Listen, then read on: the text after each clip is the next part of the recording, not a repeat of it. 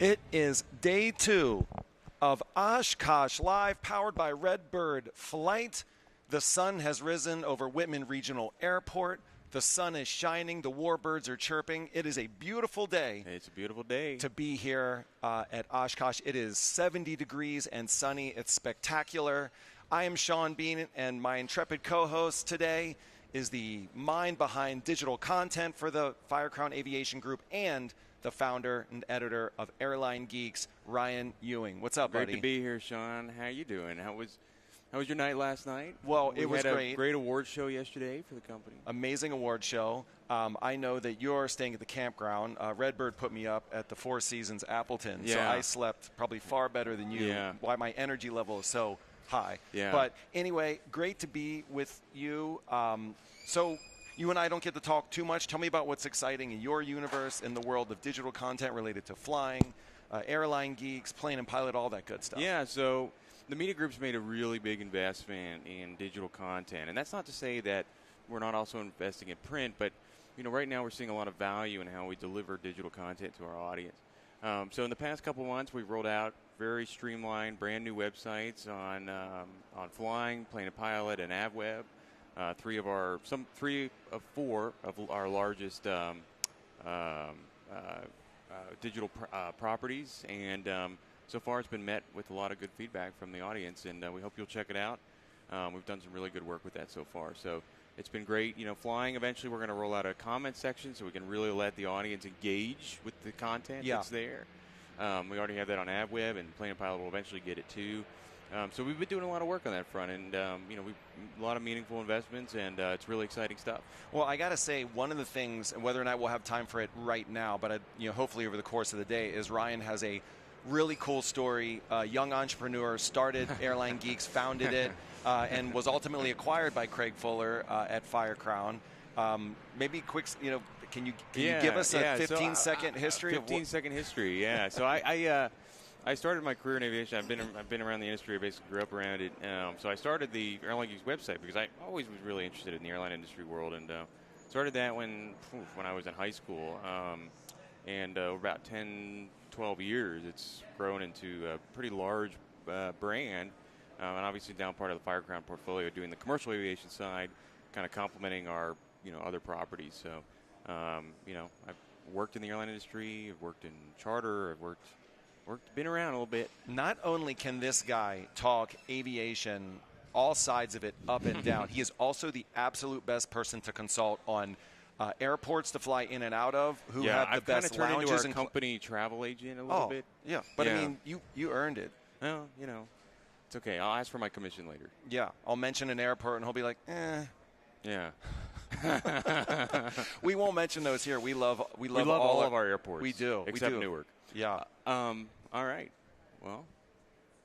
Well, it is, again, we can already see the thoroughfare here at Nav Street starting to fill in. The air traffic control tower, the busiest in the world this week, is right out here outside our Redbird booth. And I want to give a shout-out to Charlie Gregoire and everybody at Team Redbird for being awesome hosts yesterday, today, and all week. We're going to be here doing all kinds of good stuff. We're going to have editors from all the Firecrown aviation brands. Obviously, Ryan Ewing already here. Representation from Plane and Pilot, aviation consumer, kit planes, flying, of course. So, and we're going to be seeing that. We're going to see a lot of really cool produced segments out in the field, see some aircraft walk-arounds over the course of today, and a few legends, industry partners, colleagues are going to be by the desk as well. So stick with us. 4 hours of coverage here at Oshkosh Live. Ryan, anything you're particularly looking forward to today, or what's happening? Got a lot of good lineups out there today. I know a lot of people have already been over to see the Pratt & Whitney 747 SP. 747 SP is a very rare airplane. I can't remember the number, but there's not many in the world, so it's very cool to have one right here. DC-8, too, is here, and that Samaritan's Purse DC-8 is actually the only one in the U.S. left that's still in active service, and obviously those came out decades ago. And then later today, around 10 a.m., Delta's flying in a 321neo with a whole bunch of employees on it. So that'll be a pretty cool centerpiece over at Boeing Plaza. Yeah, and there's not one but two Goodyear blimps here that our intrepid producer Kaylee Nix is going to be on in the next couple of days. So we're very excited about that segment, and you'll be seeing that over the next couple of days here on Oshkosh Live, powered by Redbird Flight, which seems like our amazing sponsor, our amazing partner, seems like a perfect segue to get into our first guest of the day. Someone I had a great time talking to last year, and I want to introduce right now, and that is Director of STEM Education for Redbird Flight, the one, the only, Greg Rourke is at the Oshkosh Live desk. Thank you, sir, for being with us. Yeah, Sean, good to see you. Right. Good to see you, Brian. And obviously, everybody at home can see Greg and I both have the same stylist, really pushing us in the same direction. These are things that Ryan, as you can see, can't understand, right? Yep, he'll get there. He'll get there one day. Yeah.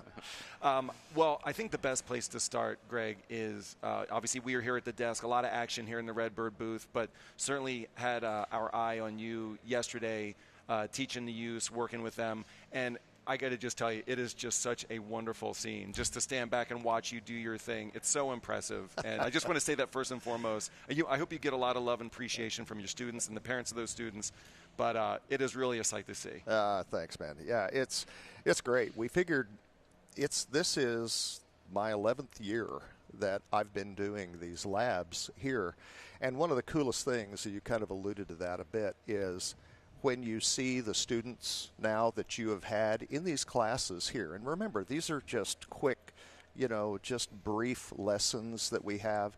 And you see that fuse that it lights in these kids.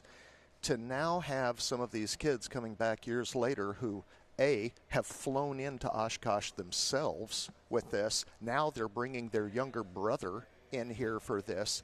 You have these girls that are out here right now coming in here showing me their pictures of Orville and Wilbur, on this thing where they have become pilots.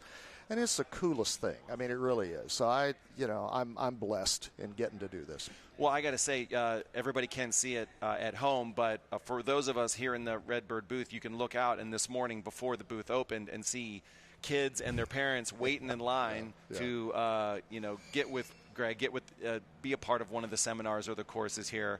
Not quite like a Guns N' Roses concert, but there was a good group of kids and parents standing out here asking questions, waiting to get in, trying to get signed up. So the word is spreading, Greg. Yeah, it's good. I mean, it's awesome. Every year it seems to grow. Every year you have more and more people. Every year you have people who sign up sooner and sooner. And it's like you get here and, most of the classes, they start filling up pretty good. We still try to leave room, just for those of you that are watching at home.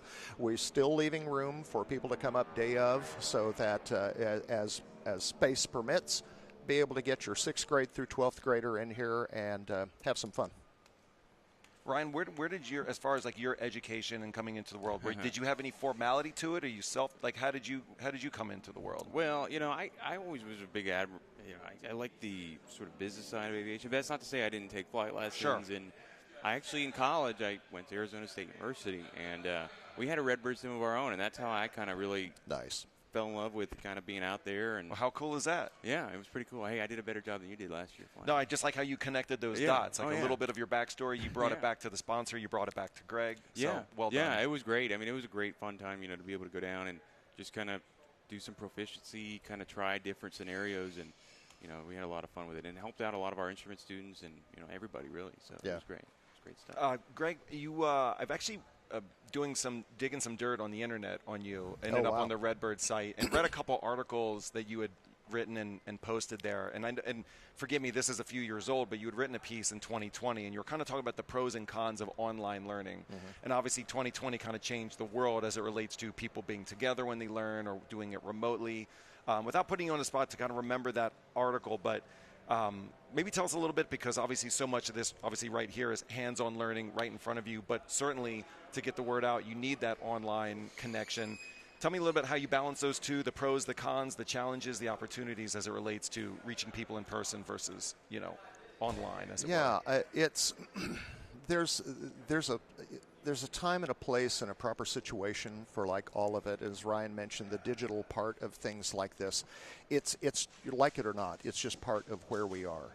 That first outreach piece, that distance learning element of things like that, for a lot of students is going to be their first exposure into something. And so with that, there are certain very effective things that you can do from a distance learning standpoint, but at some point, you're going to have to come in and lay hands. And at some point, you are going to have to come in here and put your hand on the throttle quadrant and feel that yoke and to feel the things going on. So there's a balance of that, that's kind of been my experience. We had a situation clearly that we all remember that we were forced into that here as well. But then we do have certain programs that are still running that offer that distance learning piece, and then they have the rotational element where the students that are watching these courses online then can come into a lab similar to mine here and actually be able to do the practical part of it. Very cool. That's very cool. It also says our producer, again, digging during you putting notes together. Here's one of our bullet points. Will get emotional if you bring up his students. So obviously ratings soar with tears. So if I could get you to maybe tell a story about the student who has touched your heart the most, and do not be afraid to really let the waterworks go. Oh, so come on! You've got the tissues, right? You got that. We can use the Redbird hat to dab your eyes if you need to. Awesome. No, I mean you do this as long as I have. I've been doing this for like 18 years now, and you do this long enough, and any instructor like that will have these students that will come through, and all of a sudden you get this phone call kind of out of the blue, no pun, and you hear these stories about the awesome things that these kids are doing. And it's so rewarding, and it really is, because anybody who teaches, anybody who's been in that classroom, there's more than just one time when they kind of look out there and they go, why am I doing this? And then you get these kids that do these awesome things. I got kids flying F-15s in Germany. Got a former kid out here who's doing awesome stuff with Thunderbirds. I've got kids that are working here as electronic engineers at Boeing. I got kids that are in all branches of the military doing all sorts of things. And then I have kids that have taken a lot of these skills that they learned in our sim lab, because it's not all about the pointy end of the airplane. I mean, there's so many other things that they learned through here. All of these soft skills that everybody was talking about, these are necessary skills. And the teamwork, the decision making, all of these things that they have done, the way that they have laid out their lives by practicing the skills that they use in labs like this all over the country, so that it's not just the people who want to become pilots or want to become any form of an aviator. You've got these other kids that go through this that are now succeeding in life. And that's really, to me, the most rewarding part of that. Yeah. Because, we're going to build pilots. We're going to do that. I mean, you got these little rock stars that walk in here all day long. You're going to build pilots. What do you do with the other 80% of those kids that come into those classes?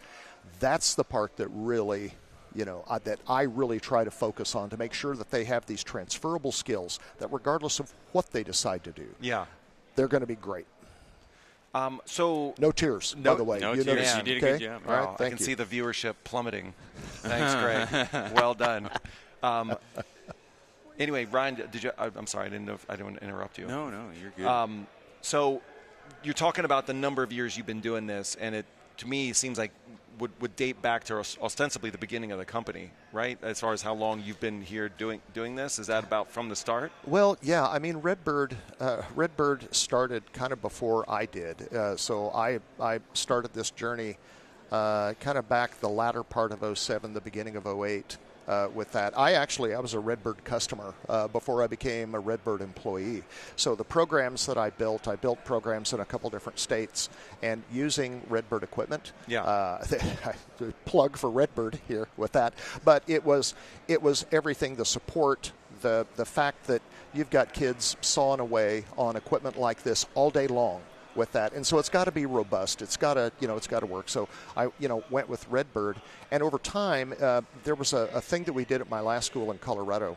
We did a thing called the Round the World Flight Challenge, and as we do this, kind of gearing up for it, Charlie Gregoire, they brought in a film crew, and they did this thing, when they were doing the Wings to Oshkosh deal, and they had one of the employees kind of part of the team.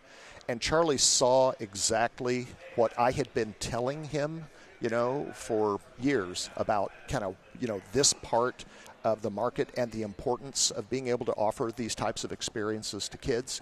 And when he was there, he's like, I get it. Yeah. I see that now. Awesome. And so that's kind of when the talks sort of started to begin to say, come into the light. Come into the light, you know. Yeah. And so it's been awesome. The support to be able to cast a wider net. We're in hundreds of school districts now across the country, and that part is just so cool. It's so rewarding because that was my dream at the very, very beginning, is to be able to say, how do I do this? How do you scale this? How do you get this into more kids' hands? And it's been very, very cool that they've allowed me to be able to do that. So. Well, that's a perfect segue because we actually have one of the mini stories from the Redbird STEM education. We have a video teed up to tell us the story of one of the students who's been a part of that program. Take a look. The wonderful thing about aviation is it makes STEM tangible. There was a number of us in this area, in the local area, and across the industry that have spent a lot of time talking about, again, our workforce development challenges and how do we encourage people to find a pathway into the industry. And we realized that the younger that the kids are that get introduced to aviation, the more sticky that is. We had an opportunity to put a school on an airport. Which really is a great motivator. I mean, the Colorado Skies Academy today is on the approach end to one of the runways at Centennial Airport, so our kids can look out the door and see airplanes landing and taking off, and it's just reinforcement to their studies. So we thought that would be a great opportunity, and then we decided that really middle school was the right age to make that introduction. And over the last 5 years, it's proven to be a good decision. We're starting that spark here at an early age. So part of that stickiness that I'm talking about is as they go through these different projects that have an aviation focus, they're doing things that's tangible that they can hold in their hands, and it makes sense. And so our kids love that, and so they continue to do these projects. Because they're interesting and they're meaningful, and it makes the math that they use or the science that they apply something that they understand. I just kind of like airplanes in general. They're really fascinating to me. Yeah. Some of my favorite subjects are history, science, and reading. I really enjoy aerospace because I've really liked space. When I was younger, I had my birthday party at a planetarium, just because I love space so much. What else? I mean, it's really neat to just continuously be awestruck by some of the stuff they bring in, like that drone right there. It wasn't always there. It was only brought in last quarter, I believe. So yeah, they interchange all the planes. It's very unique. Yeah. If I had to wait until high school or maybe college to learn about aerospace, it would be more challenging because middle school is kind of gets into your head more because you don't know less. It'll kind of be cemented when you get into high school. It also just frees up classes. So instead of maybe doing basic aerospace in the first start of high school, you might be getting into advanced parts all in the same year. Another exciting part of our program is the use of flight simulators and the ability to get our kids a chance to fly. So we have a Redbird simulator that we put them in. We also bring them over to Exploration of Flight to fly the full motion simulator. And for them, it's taking what they're working on in paper and in theory and actually applying it to a hands-on environment, and it excites them, and we see our kids coming back over and over again wanting that lesson over, to have that opportunity to fly a sim.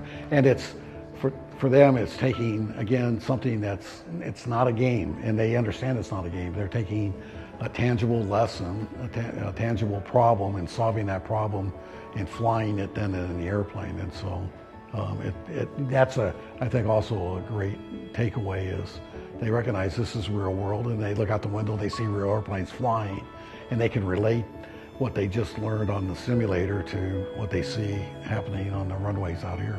It's just nice being able to fly and doing Landings that are not good for commercial pilots, but pretty good for middle schoolers. I actually do simulators like flying the planes and learning about them too. Do you enjoy that? Yeah, I think it's really fun.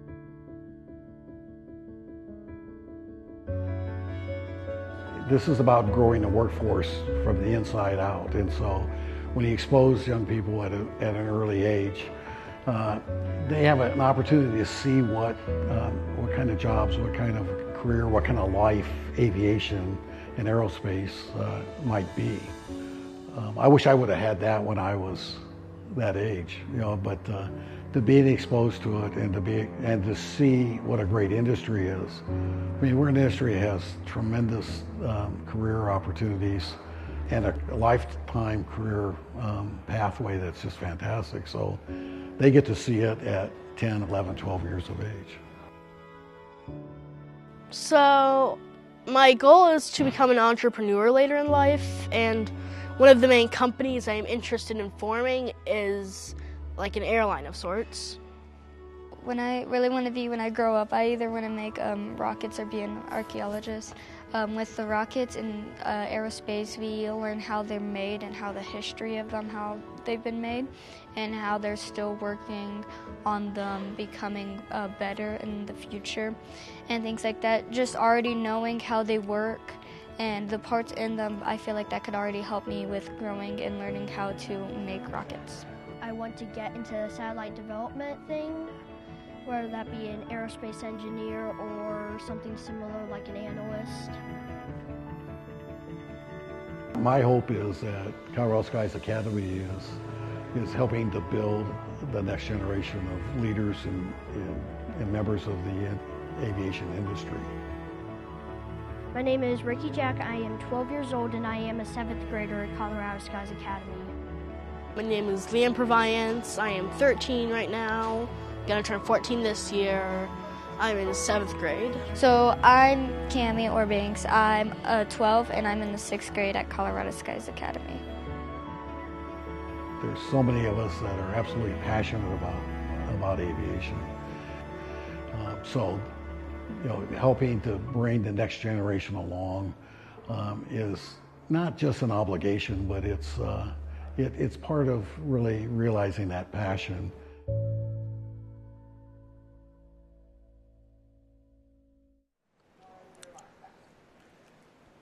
Greg, is that a little bit like a family photo album of sorts? Yeah, it kind of is. Yeah, what they're doing down there, and Mark and the team, and I mean they're really doing it. They're moving the needle, and it's great because when you start kids young, it's like what they're trying to do, and you put them on the path early. That's really where the magic happens. So typically we'll have schools that will ask and they'll say, okay, well, I'm going to have a program here for juniors and seniors. And I'm going, well, okay, well, that's great. But we need to start thinking down here in the elementary level. We need to start thinking here at the middle school area. For instance, I start these kids here in the 4th grade on these sims like you see here behind me. And by the time that they're in the 6th grade, they're shooting instrument approaches into Maui. They will do more than what you think they'll do. And then the challenge for programs like this is to stay ahead of that ball. And then, but that's awesome. That's a great position to be in, because if we can move things here at this level in the K-12, well, then what can you do in post-secondary with that? And what can you do at Lockheed Martin? What can you do at Boeing with somebody like this that we produce? So these kids, one of the things that we teach here in aviation, obviously, is the most important thing in aviation is never turn down an opportunity to pee. No, seriously, that's not the first one. Actually, but that's an important one. Though. It's not bad. But it's like the most important thing in aviation is the next thing. What's next? What's next? Well, when you're working with kids a lot of times, especially for the first time, long-term planning for them is like lunch, And by going through these programs like this, working as a team as they fly these longer missions, and they are forced to expand themselves down the road here mentally, they can start to embrace some of the things that these young people here were talking about on this video, to saying, I'm now thinking about what I want to do out here in the future, versus, getting the standard, I don't know, one of those things. So it really is important. So is there, without being too specific about it, with these, as you're starting, like you said, with these fourth graders starting from zero, is there typically a moment when it's something they see or do or try or achieve that you tend to see, like it's usually that moment that the eyes widen, the aha moment, oh, I've got them locked? Is there a part of the program you see, like it's typically when they get there that, they see it, they experience it, they buy in, and they're off and going? Yeah, and it happens differently for every student is different. Everybody is there, but it's what is funny is that there always is that moment, and to be there when that light comes on. Sure. And it's like when the student finally realizes on a particular maneuver or a particular type of decision making that they have to do with that, and all of a sudden you see that head turn and you see those wide eyes and you go, I get it. Or you have a corollary that they figured out something from this mission over here that they've applied to this mission here, and then they're going, oh, we get it. So yeah, that happens all the time. And for old teachers like myself, that's part of the payoff, to be able to be there and to see that. So yes, there is. So if someone wants to be, if there's a parent out there and they're watching the mighty Greg Rourke talk and inspire, and they want to get their family, they want to get their kids involved, what are some of the best ways? How would you recommend they take their first step besides waiting outside the booth here? Yeah.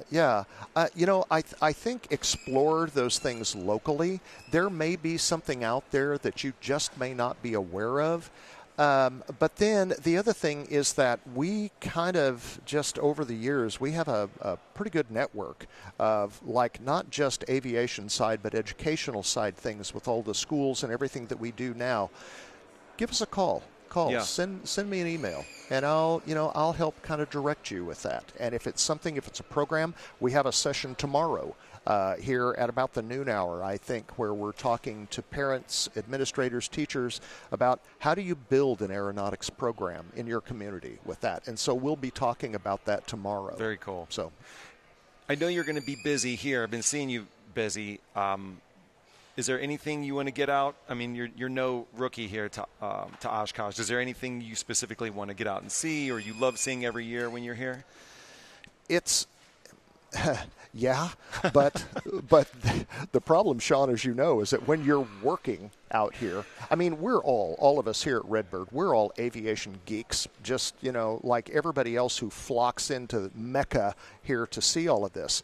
And I still, if I get a chance to even just walk down here to the circle, and you just do just a slow 360 and to see everything there, to see all of that hardware, to see everything that's represented by that hardware here, I still get goosebumps. Yeah. And so, I like seeing everything. I'm in the process of building an airplane here, so I do that. So I try to get down there to the build center if I can, try to get help with it. I was doing a walkabout yesterday after we were done with the show, and to your point, I'm just walking and walking and walking.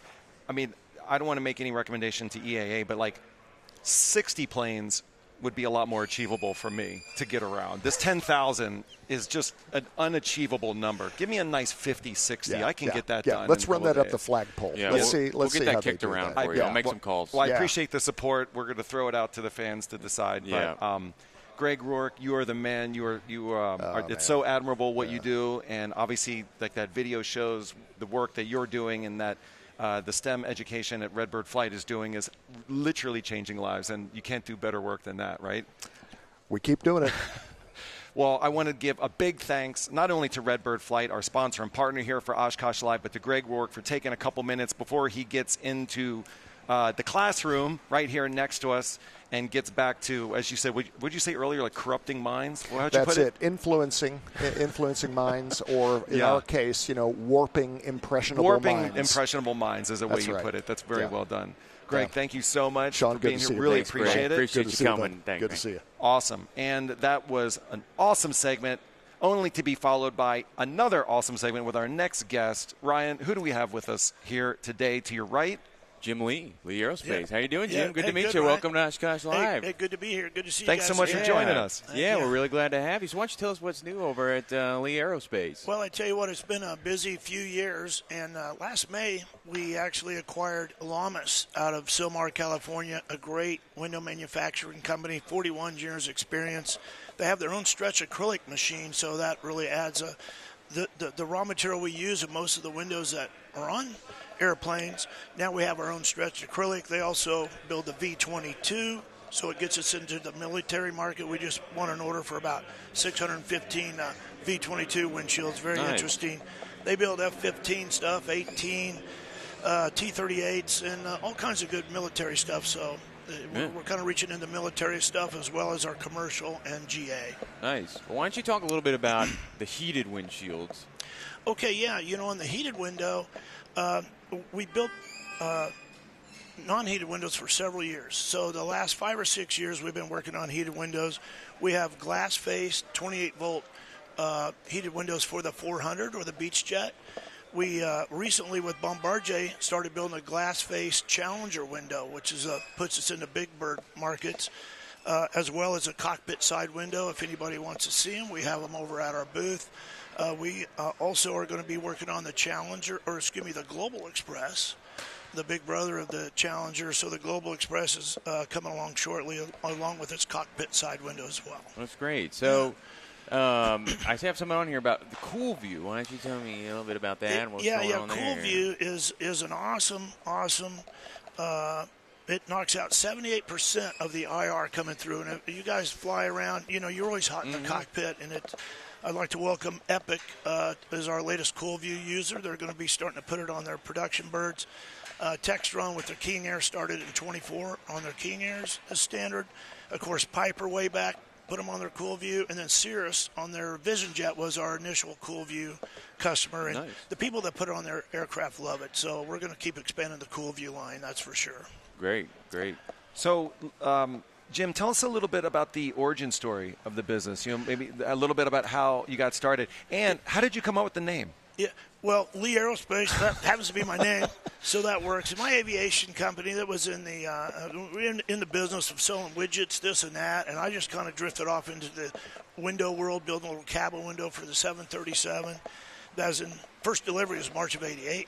Then we just kind of kept building more complex windows through the years, and here 37 years later, happy to be here, and we're going to keep growing. Yeah. There's no stop at Lee Aerospace. I got a great team.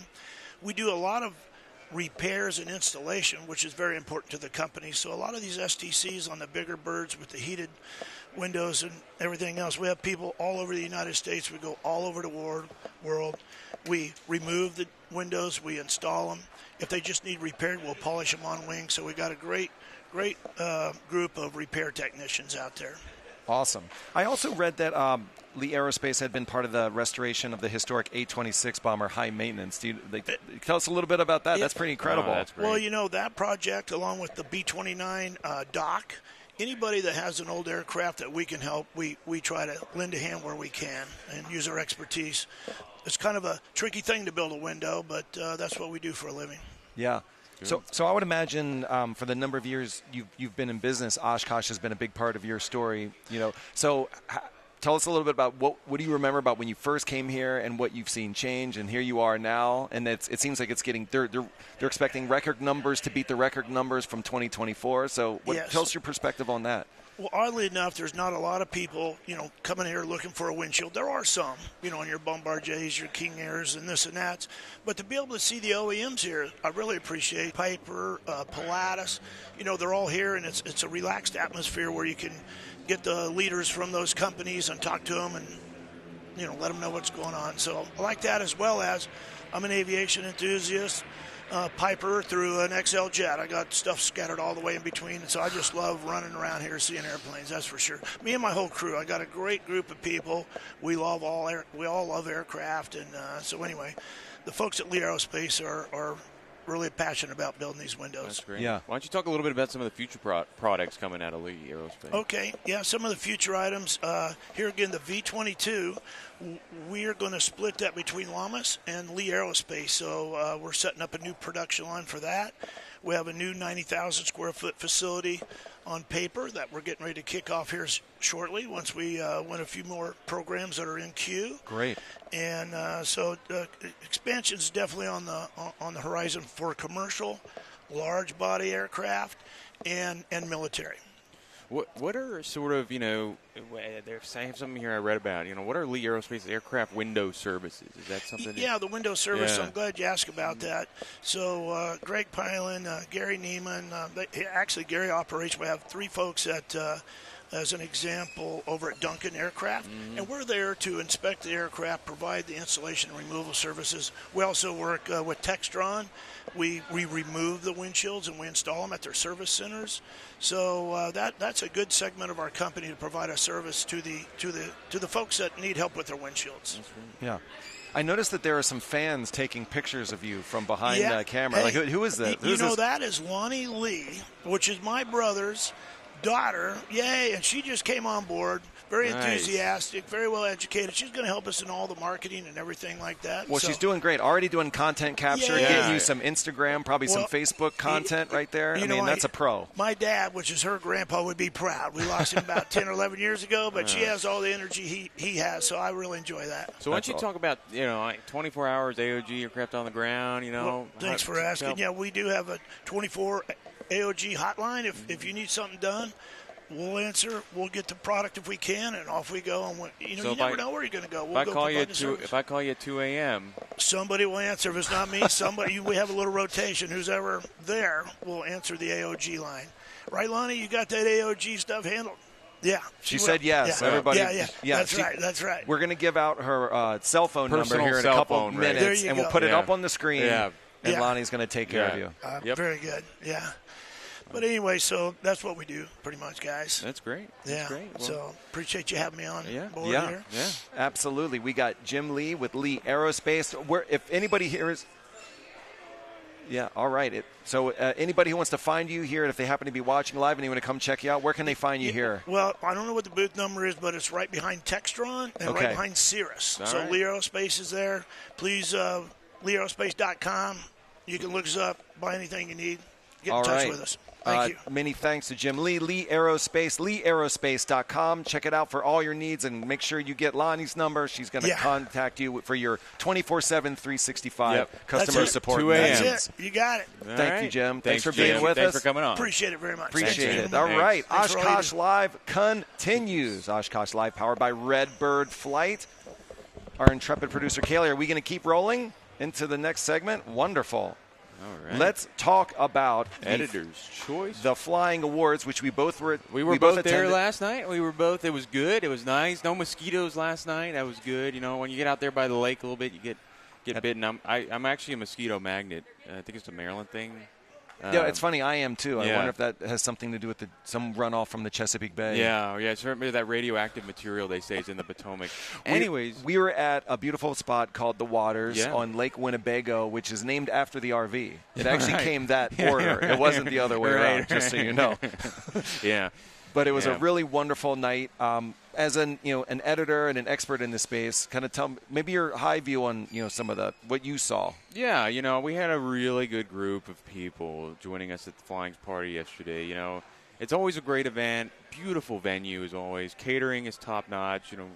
I was there starting at noon, setting it up. It was pretty hot, but we made it work, and we're really excited to welcome everybody. Yeah, I understand we have some footage from the event. Let's go ahead and maybe take a look at some of that. All right, so we're looking at here. We got obviously the Editor's Choice. So we'll riff on what we're seeing here live, Ryan, here on Oshkosh Live. What are we looking at here? Let's see. Okay, White Lightning. The Smart GPU ground power unit. One of our winners of the Editor's Choice Award. Is that what it means? I mean, are you guys literally just getting together in a room and throwing things at each other and coming to a consensus? Yeah, kind of. Okay. It's virtually, but yes. Yeah. And Garmin was a big winner. Of course. Multiple times last night. Oh, yeah. Garmin, their Smart Assist run, that's a runway assist. It's a huge, addition and something really great. It was, beautiful presentation last night. Continental. Again, I sat at their table last night. You did. Yeah, another great winner, and really excited to have them joining us here.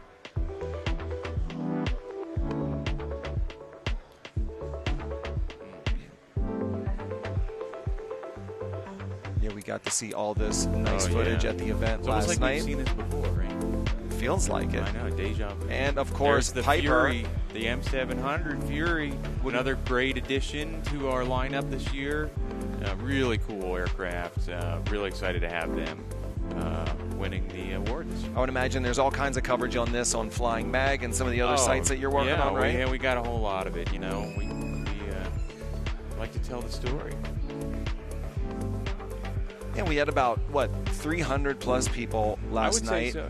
Yeah. We didn't really keep count. You know, we like to welcome everybody, but it was probably in the 300 range. There were some industry celebrities. There were some pop culture celebrities. There were photos being taken. There was great food. There was great revelry. Yeah. So I want to talk about the Sean D. Tucker Award. Okay. Which is something we're about to show. But, for those of you that don't know, I'm sure most people in the aviation community do know, but Sean D. Tucker is a world champion aerobatic pilot, co-chairman of EAA's Young Eagles program. But this year, we selected somebody, really special. And it's a familiar name to a lot of people, especially if you're from Texas like I am. It was Ross Perot Jr. as our Sean D. Tucker Award winner. And actually, Sean D. Tucker, of course, picks this. So, of course, Ross Perot Jr. Flew around the world in a helicopter, and he's founder of the Alliance Airport in Fort Worth, Texas, which... if you all don't know, Alliance is a big cargo hub now, Amazon and a whole lot of others, a lot of maintenance and MRO operations there, very large facility. It was great. Well, congratulations to him. Let's go ahead and throw it to the Sean D. Tucker Award winner, Ross Perot Jr.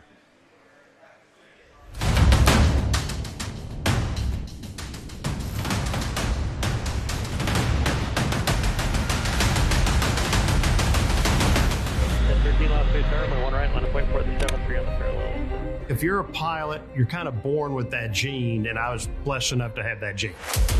Aviation is a life or death business. This isn't a hobby. You have to have the highest level of professionalism, the highest level of training, and the highest level of teamwork. Every flight should be better. Every flight should be safer. I've been doing this now 43 years, and we're still trying to get better. In 1982, an Australian took off to be the first man to fly a helicopter around the world. And we said, wait a minute, this is what Americans do. We need to go beat that guy. So within 30 days, the team came together, the helicopter came together, took off September 1, we're done September 30th, became the first man to fly a helicopter around the world. The best part about that trip, it's the team on the ground supporting us to let us get around the world in 29 days. Determination, big dreams, and a wonderful team can take you a long way in this world. The Alliance Airport program was a lot like the Around the World trip. The idea came from the FAA. They said, would you donate land for an airport? We had an amazing team, and so from when the idea first started to the airport opening was only 3 years. Well, that is determination, teamwork, but it's also public-private partnership. We have almost 600 firms out here today at Alliance. 66,000 people go to work every day at this airport. $130 billion impact is what we've done so far, and we're only half done.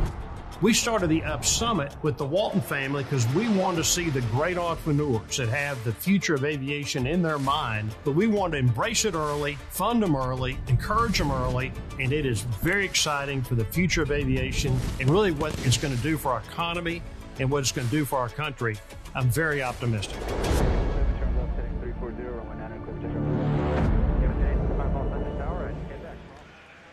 And we are back. I hope you enjoyed that video highlighting the achievements of Ross Perot Jr. Obviously, I grew up with Ross Perot Sr. Yeah, well, I didn't, but I'll tell you, I'm a kind of a little bit of a junkie in that regard. And we were talking about this last night, is that, there's a big story with Ross Perot Sr. As an independent candidate, I think in the 90s. Yeah, I think it was the year that, it was 92, I believe. Yeah, well, and it was a pretty big, historical moment in U.S. political history. So, but we're not here to talk about politics. We're here to talk about airplanes. Yes. I know.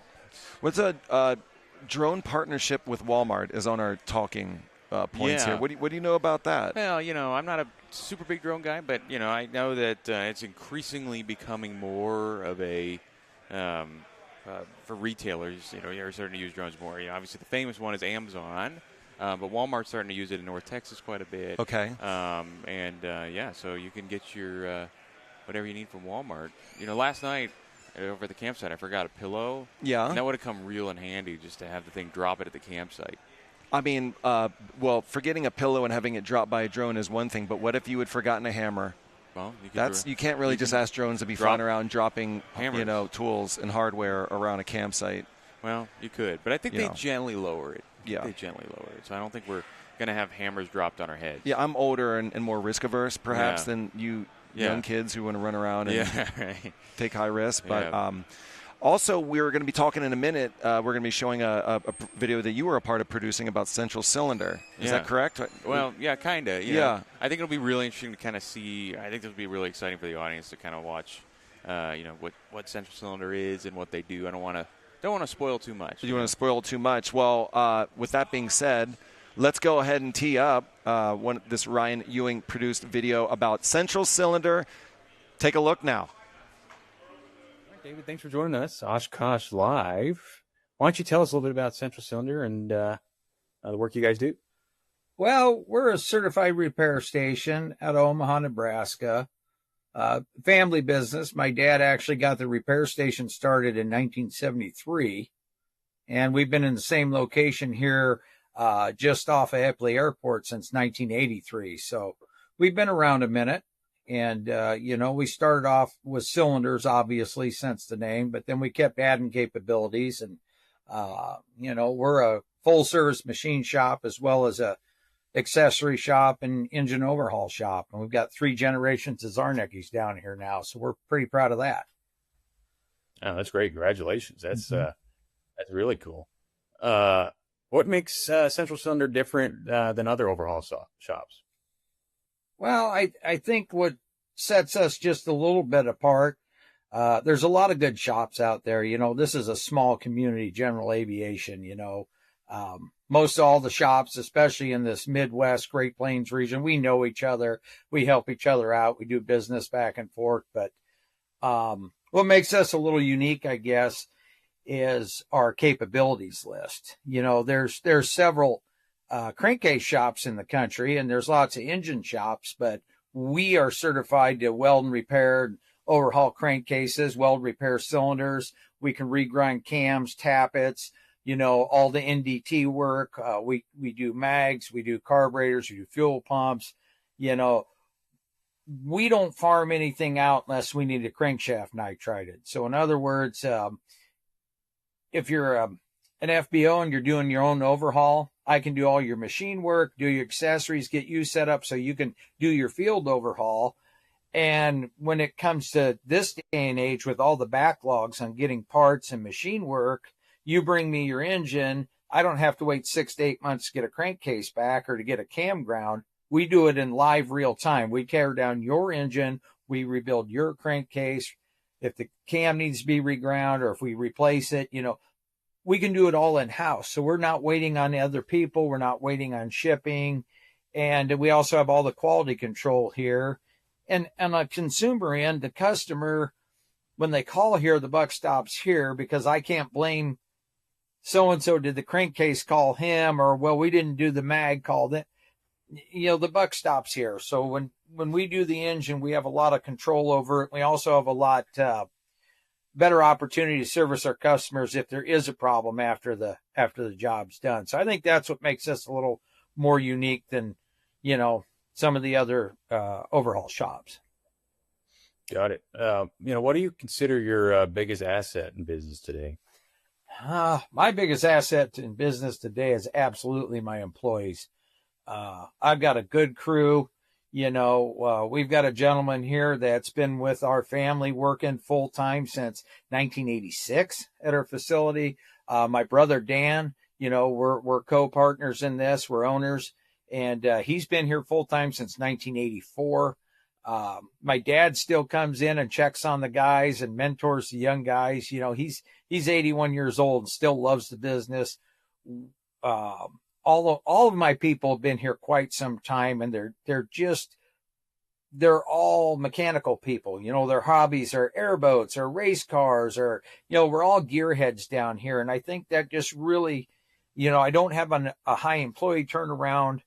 So it's a family atmosphere. When something comes in the back door, by the time it leaves the front door, the same group of guys that are here all the time have handled that from cradle to the grave. And I think that's my biggest asset, along with our capabilities, being able to do whatever we need done in-house in real time. Like I said, that's really a big asset for, especially the past few years where a lot of cylinders, we haven't been able to get new cylinders. We like to do new cylinders on an overhaul, obviously.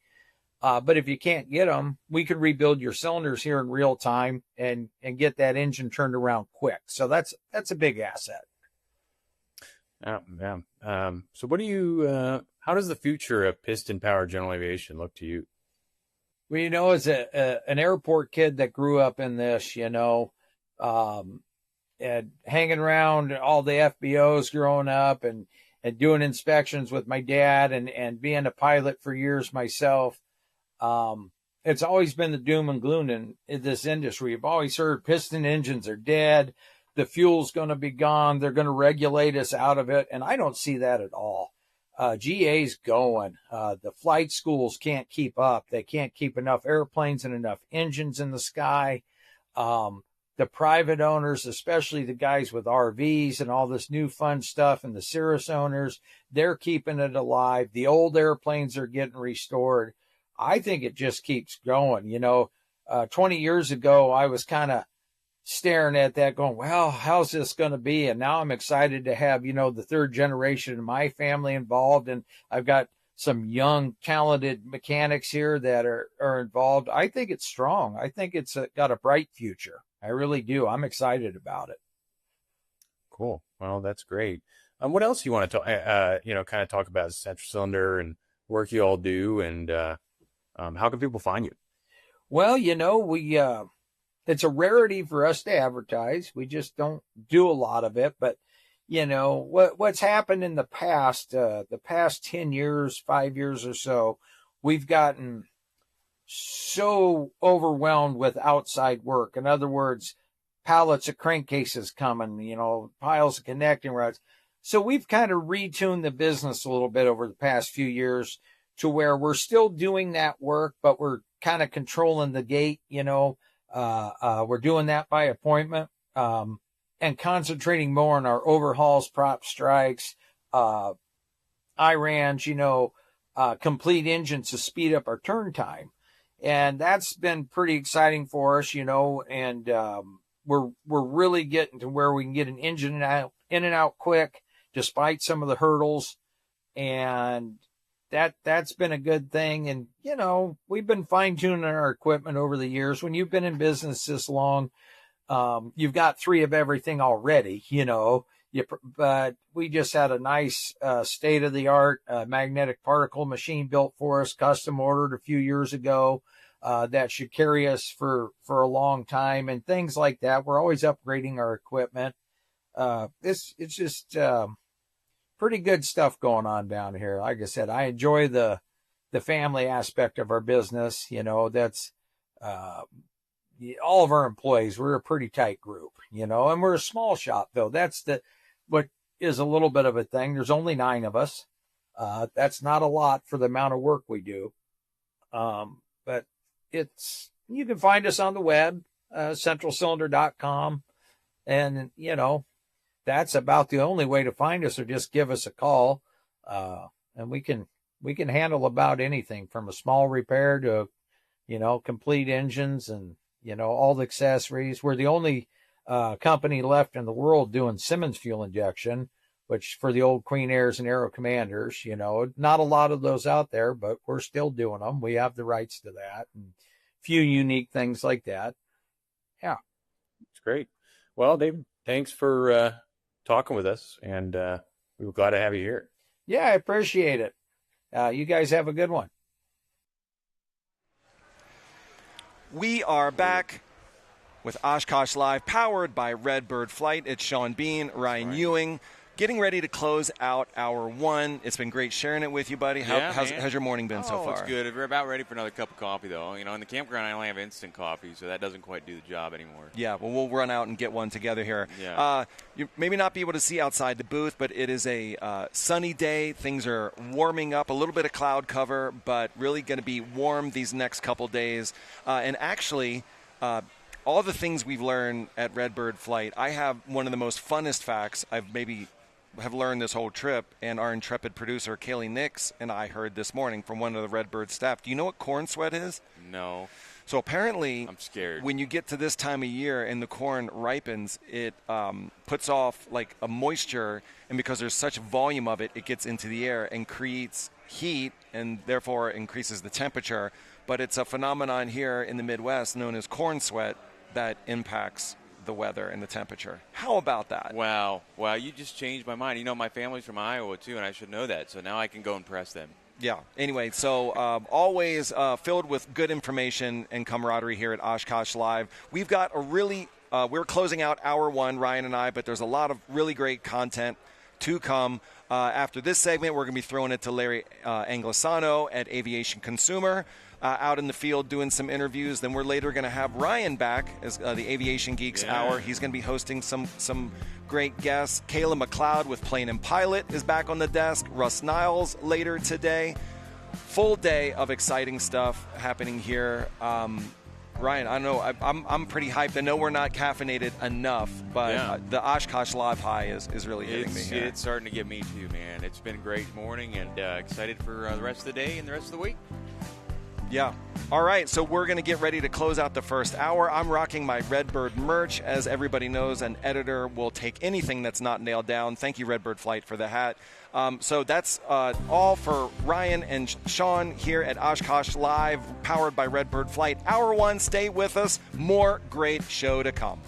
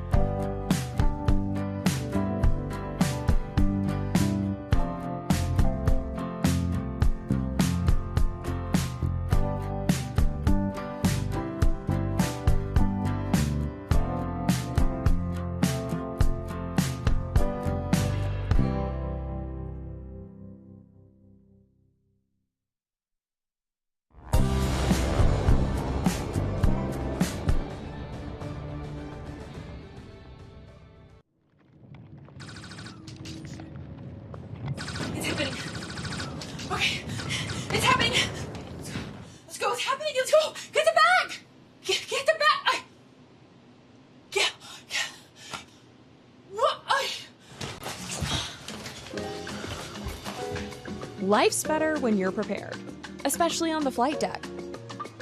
Find a Redbird near you and fly like you've been there before.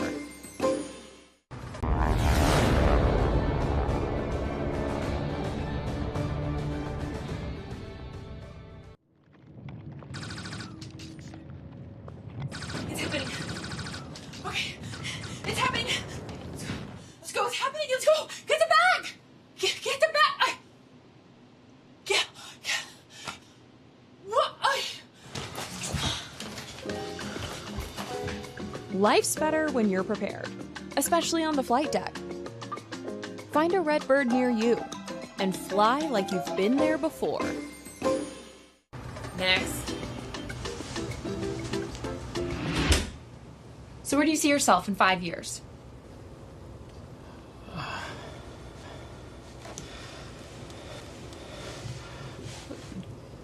Trashed. Life's better when you're prepared, especially on the flight deck. Find a Redbird near you and fly like you've been there before.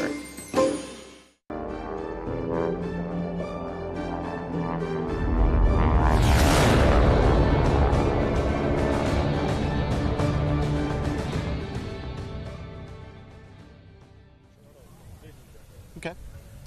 Yeah, let's say we'll start up here and talk about the prop and the engine. And you can go ahead. Go ahead. Welcome to another edition of Aviation Consumer Live, part of this Oshkosh live series from Fire Crown. We're here at the Pilatus exhibit with Andrew Westfall. This airplane, PC-12 Pro, has got a earned reputation, is doing a lot of things well. And I think this PC-12 Pro is probably the best yet. What do you think? Hey, thanks, Larry. I'm happy to be here, and I'm really happy to host you guys. My name's Andrew Westfall from Pilatus Aircraft. We're really happy to bring this PC-12 Pro to Oshkosh this year. We're really excited for everybody to come see it. We've got it open for everybody to come in as well. So if you haven't seen it, come on by. Let's start at the business end of the airplane. Yeah, and, absolutely. Talk about what powers this PC-12 Pro. Yeah, so this is the inside the PC-12 Pro. We've got the Pratt & Whitney PT6-67XP. Now that's we have this engine on the PC-12 NGX and the PC-12 Pro. It's full FADEC electronic engine and propeller control. The propeller runs at 1700 RPM for takeoff, cruise, and landing. It can also be put into prop low speed mode, which is 1550 RPM. And that reduces the vibration and the noise in the cabin and just makes it a overall more comfortable airplane with no performance loss. Let's work our way around. Yeah, absolutely. I'll kind of work our way around here. So some of the changes we've made to the PC-12 Pro are, of course, the cockpit. We're really excited to show that to you, and outside the aircraft, we've actually made it quite a bit lighter. We've replaced some of the skin of the airplane. We've replaced some of the lighting of the airplane, so it still looks like a starship when it's coming into land. Still looks really bright, lights up the sky, lights up the runway. It's a really key point of the PC-12. We've kept its really resilient, really versatile trailing link landing gear with big low pressure tires to absorb whatever might be you might be landing on, whether it's a grass, dirt, ice, snow runway or just a pavement runway. That's perfectly acceptable as well. Why don't we go inside the aircraft, Larry? Sounds good. All right. Well, come on in. Larry, why don't you go first, and I'll follow you up. Why don't we go into the cockpit?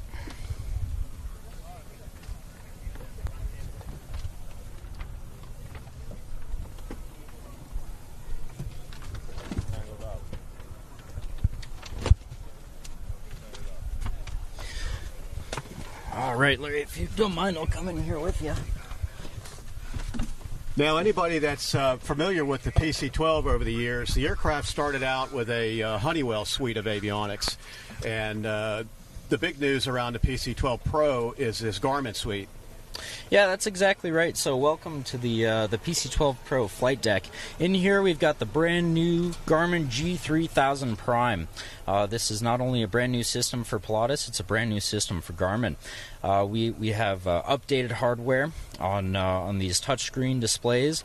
The SDUs and the MFDs and PFDs are all touchscreen. Everything you see inside of a gray box with a round edge is touch configurable. We're really excited to have this avionics system, and we're really excited to see what it can do for the aircraft. It's a really capable system, and it's just a pleasure to work with Garmin. This is a single pilot operated airplane most of the time. Some of them are crewed, but how does this G3000 Prime reduce workload? Yeah, that's a good question. So we've actually added a lot of safety features. We're using all of the Garmin safety features. This airplane is equipped with Autoland. This airplane is equipped with so many smart features, runway awareness, and all of these features, really come back and make it a safer and more reliable airplane for a single pilot operation, even a dual pilot operation. We're just really excited to bring these safety features to the market. Yeah, and that G3000 Prime also includes a new autopilot for the airplane. Yeah, it does, and we have the autopilot configured for Pilatus. So this is the autopilot controller up here, if you can see it. We've got with that FADEC engine, with that PT6 XP, we've got auto throttle, full auto throttle. It just decreases the pilot workload, and makes this airplane an excellent single pilot airplane, dual pilot airplane, a lot safer, just overall a lot easier to fly. The auto throttle obviously is an important part of Garmin's Autoland system, but the auto throttle in this airplane is deeply embedded with the nav management system, and that really reduces workload, doesn't it? It does. Because you don't have to touch much after takeoff, and then when you get ready to land, right? Exactly. The system, the auto throttle system, works really well with the engine. It takes it back from the takeoff detent back to the max continuous power detent, so that's just a little bit less workload for the pilot right there, and it manages that all the way through the flight, all the way into the descent, and even the approach. Something else I wanted to talk about, Larry, is the Garmin weather radar. So the weather radar on this airplane is we're really excited. It's a little bit bigger antenna. It's about 12 inches. So the someone who really knows the PC-12 might notice it, that the radome on this airplane on the right side is just a little bit bigger, but there's no performance effect on the airplane. But GWX 8000. Exactly. So that's another upgrade we made, and we're really excited about that. Very proud what of I it. see down here in the throttle area is a cursor control device. We still kept that in this airplane, even though it's a G3000? Yeah, exactly. This is the first the Garmin cockpit is using a cursor control device. This is a Pilatus essential. This goes back all the way to our legacy aircraft, and we brought this into the PC-12 Pro. This gives you some really good capability. It's a really comfortable seating position, and I can be here and manipulate the entire avionics system. Just with my right hand down here, even though I have the ability to manipulate the screens independently, I can just come down here. I can move this cursor ball around and enter data and change the system how I want it to be. So that's another thing that helps this airplane be a safe, single pilot, reliable airplane. And for backup, Garmin GI 275 to the left of the main PFD. Yeah, I'll get these RAM mounts out of the way for an iPad, but exactly, these are the standby instruments. It's a this instrument could probably run the whole cockpit, but we've got it over here as a standby instrument because you've obviously got everything else you'd need. Let's go to the rear cabin. Yeah. Got to keep the passengers happy. Got to keep the passengers happy. I'll follow you, Larry.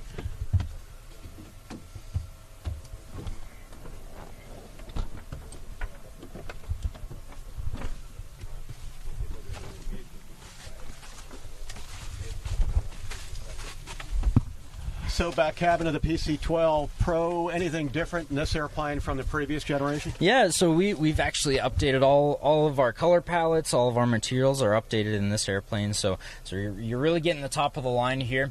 We've updated the PSU to include the auction masks in the PSU, and with all the enhancements and with some of the cabin changes, the cabin is actually a lot quieter. It's a lot more comfortable in this airplane. And so Larry, these seats are, these two seats right here, these are 3 and 4, and they can turn around 180 degrees. They can also lie flat. There's also a footrest down here, so they can lie completely flat.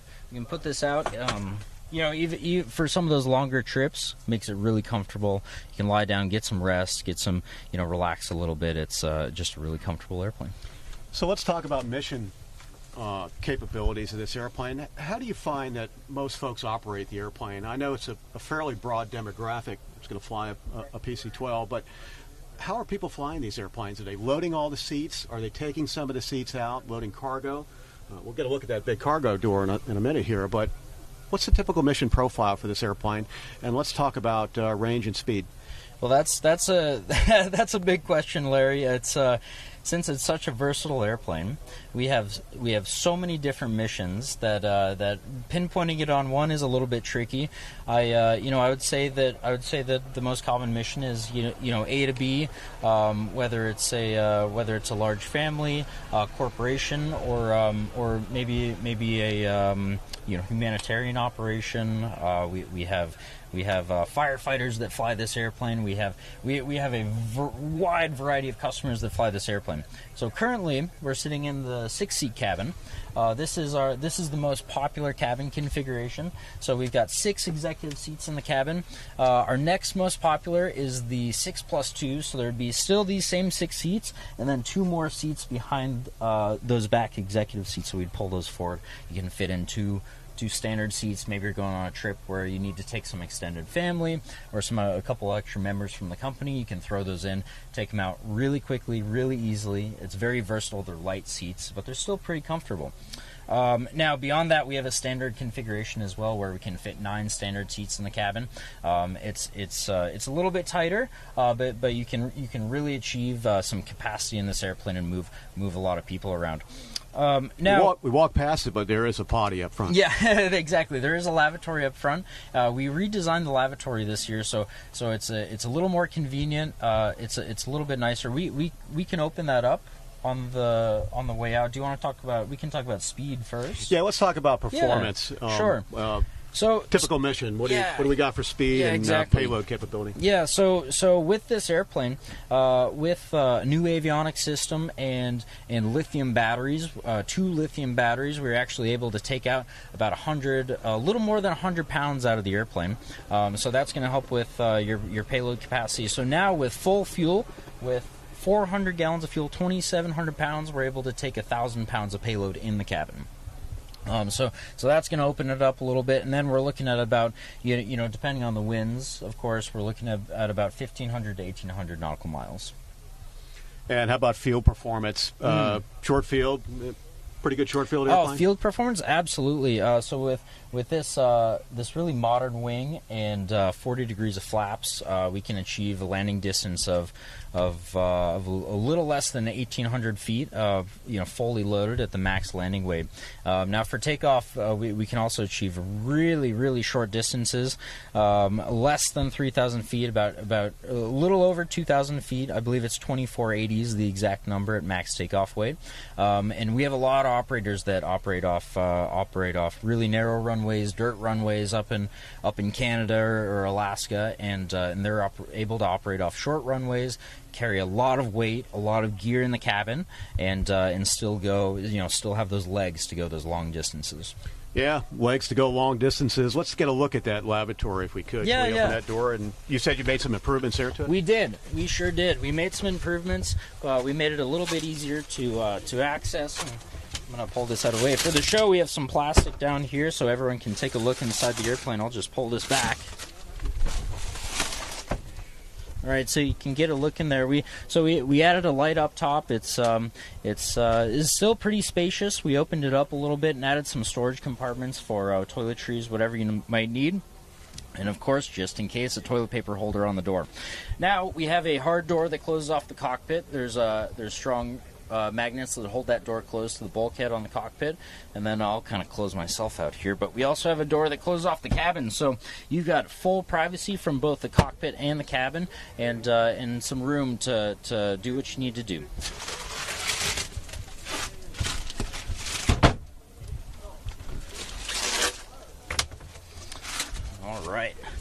why don't we step outside the airplane and we can look at some of the features on the outside. Watch those cords, Larry. Okay. Okay, so we're back outside the airplane, and as you can see, one of the biggest things about this is the color. So for the new PC-12 Pro, we decided to go outside Pilatus' box a little bit. Now we have some nice orange theme colors. I really like it, Larry. It's a little different, but it's kind of exciting. Yeah, I guess I'd take one. Now, worth mentioning is, I once loaded a motorcycle in one of these airplanes. Really? Yes, I did. And let's walk to the back of the airplane, and we Wow, can get a look cool, at that cabin cool. door and Absolutely. show you how we did it. Yeah, let's take a look. Thank you.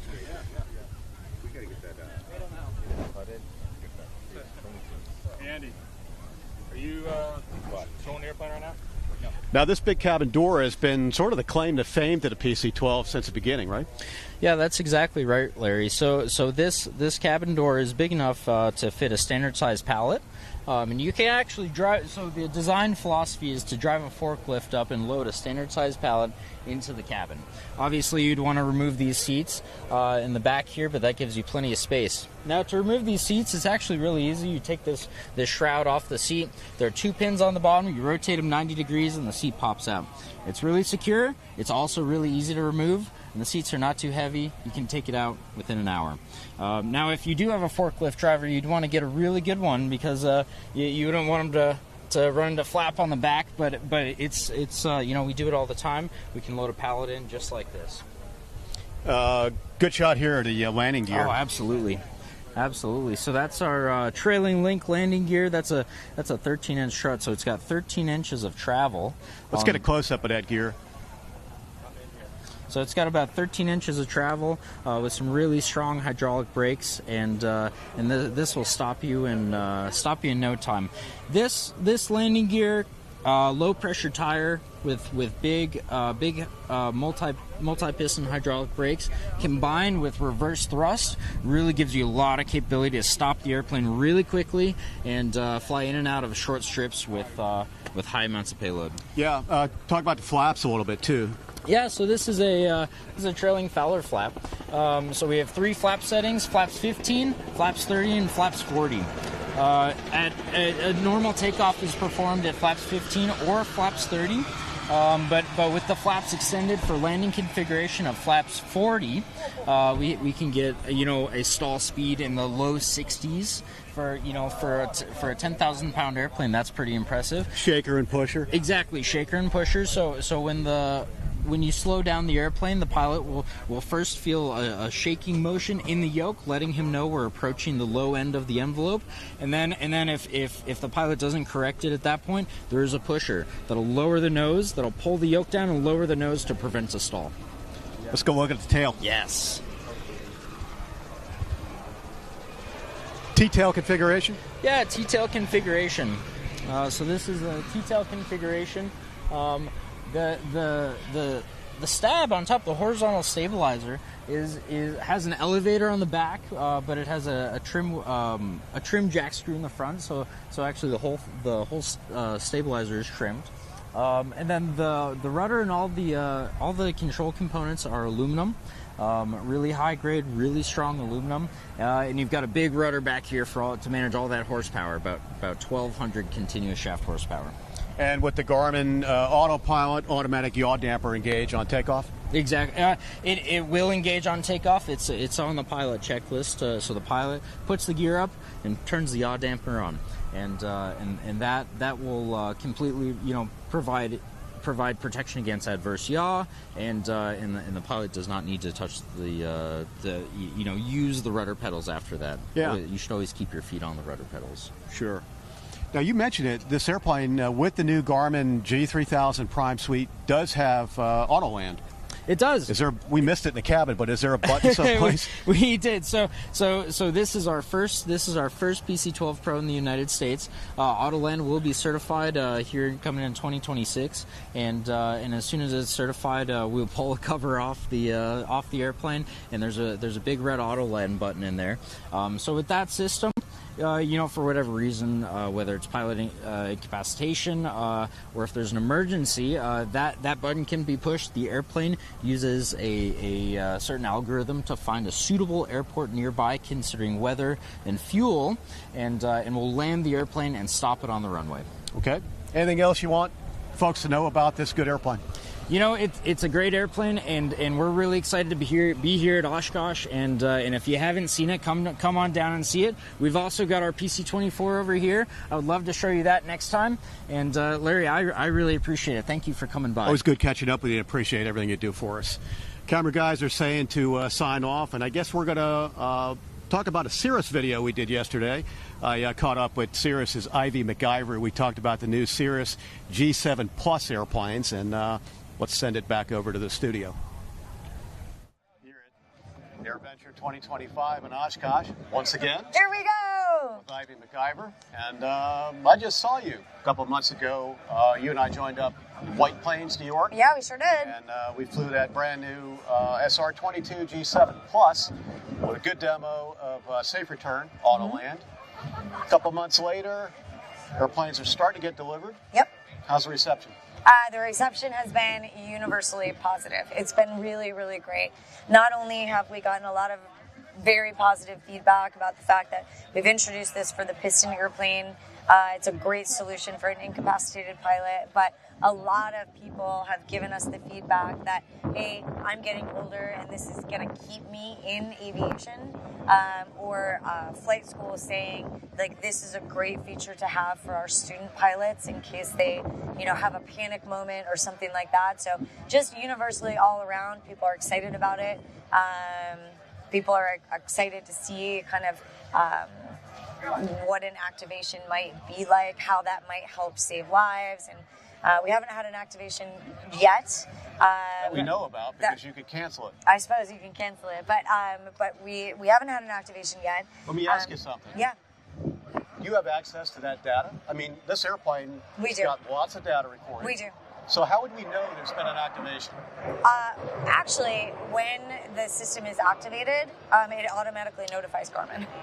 Notifies Garmin? Yes. Okay. And like, thus, Garmin Air Safety notifies our Air Safety. So we have a close relationship with the... So even if it's not a complete activation, if somebody activates it, but discontinues it with a disconnect button on the autopilot... Yeah, it will have sent a message. Still sends a message? Yep. Interesting. Yep. So what I want to know, an air show like this, pilots from all walks of life, right? Yes. What's the demographic that's serious about buying a brand new G7 Plus? Oh gosh, what does that owner look like? You know what? It's really, you can't pin it down, because our owners are like, it's a wide spectrum of different owners. I was just talking to a gentleman who actually owned a G3, so a much older one that he bought used, and he got a partnership together and placed an order for a brand new G7 Plus about 3 weeks ago. And they're hobby flyers. They don't use it for business. They just use it for fun.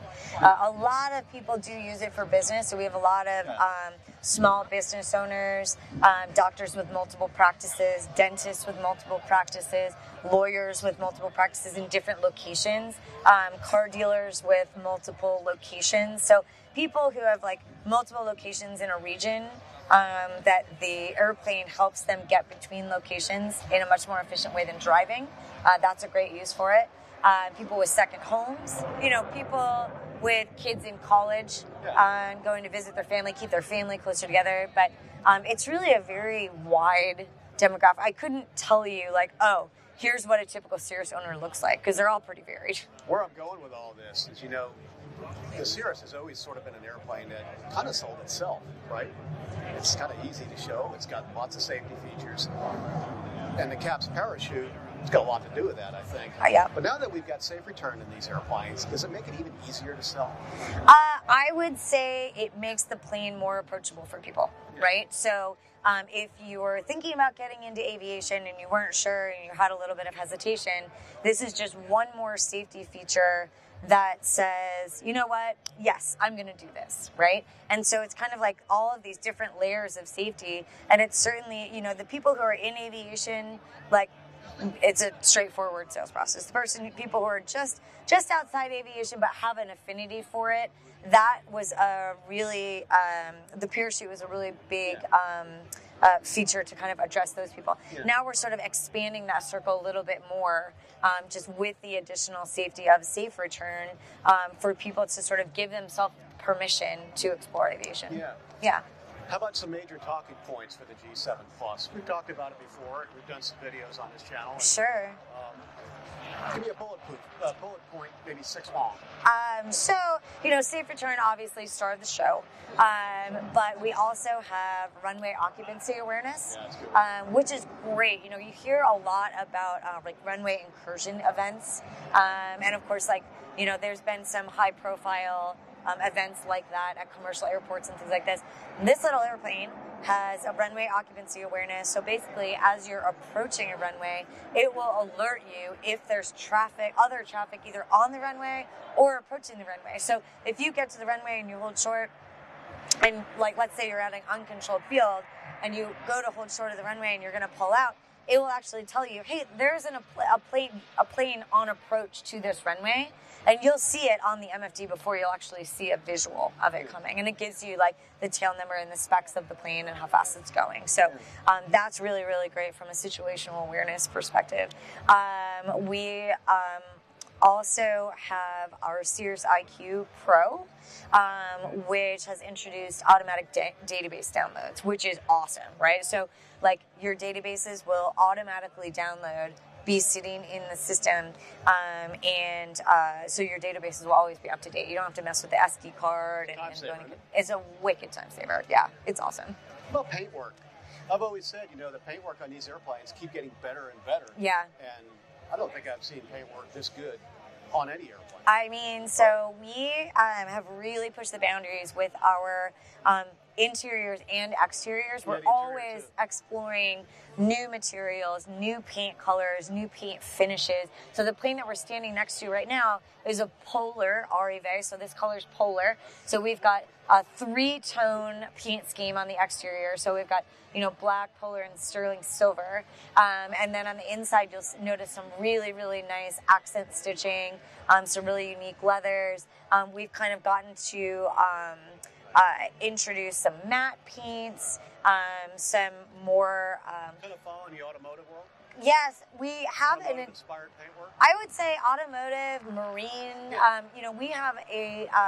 We have a design team that's actually focused on following different trends. Yeah. So they pay attention to not just automotive, marine, but they're looking at fashion trends and watch trends and things like that to see kind of where the world is going in terms of aesthetics. And they really try to incorporate new materials, new stitching patterns, new colors. So we're always kind of on that cutting edge. Yeah. And one last thing, and I'll turn you loose. Training program. You guys have really, really done a great job with it. Worth mentioning, in a recent issue of Aviation Consumer, I think it's the July issue, we talked about Cirrus safety. Mm-hmm. It's never been better. Yeah. And you're pretty proud of the Embark program. Absolutely, I think it's pretty important. Yeah.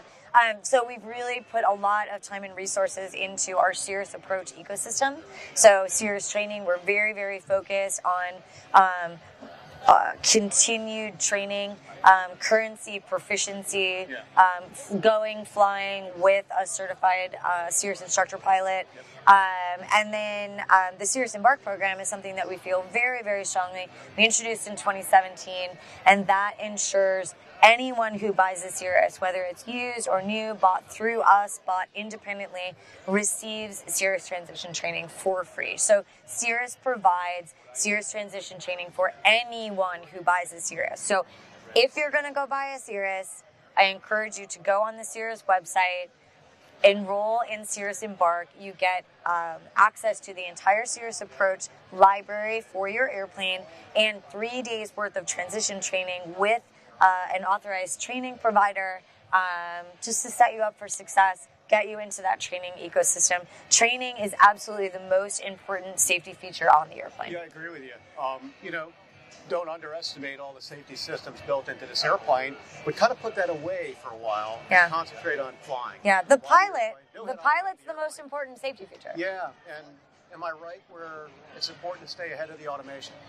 Sure, yeah. I mean, it's important to stay current and ahead of the automation, but it's also important to not neglect your stick and rudder skills. So go out, fly around, do some stalls, do some maneuvers, go practice landing. You don't have to have an epic journey on your agenda to make it a productive flight. So go out, fly around for half an hour. So you come to AirVenture, say, I want that airplane right there. How long it take to get one? It's depending on what you're looking for. It I want a could turbo be SR22 G7 Plus. new or in from the demo fleet. Well, I want a brand new one. About a year to 18 months. Ivy, always great catching up with you. Yeah, you too. I enjoy your adventure. Thank you. He wants to walk into shot. We're coming by. Hold on. On your camera? He's going to walk into shot. Go. So to give you an idea of where we're at here at the show, this Pilatus exhibit, a couple of cool airplanes. If you're a real dreamer, lots going on. We got the Piper exhibit right next door. Whip Air, which does aircraft floats. There's some cool airplanes over there on floats, including that big Fireboss airplane. Cirrus is over at the corner. If you go straight down, that'll take you to Boeing Plaza, where there's a big 747 to look at. And if we pan around over here, we've got Textron, which has really got the biggest display I think we've seen in a long time. Beechcraft, Cessna, all the Textron airplanes. So there's a lot to see. It's a pretty nice morning here at AirVenture. High clouds, not too hot. Weather's been pretty good, and hope you come out and enjoy some of this nice weather and these cool airplanes. And thanks for watching Aviation Consumer Live and this Oshkosh Live series at Firecrown. We'll be bringing you coverage all week long. Appreciate you watching, and camera guy says it's time to send it back over to the studio.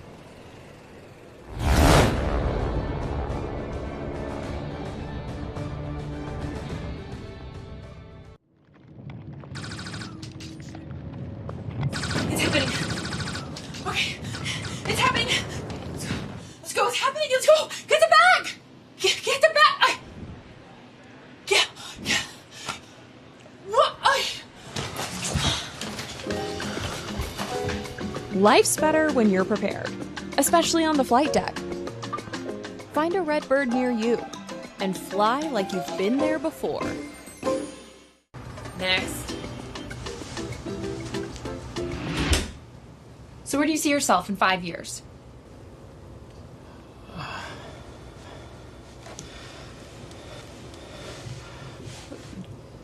Trashed. Life's better when you're prepared, especially on the flight deck. Find a Redbird near you and fly like you've been there before.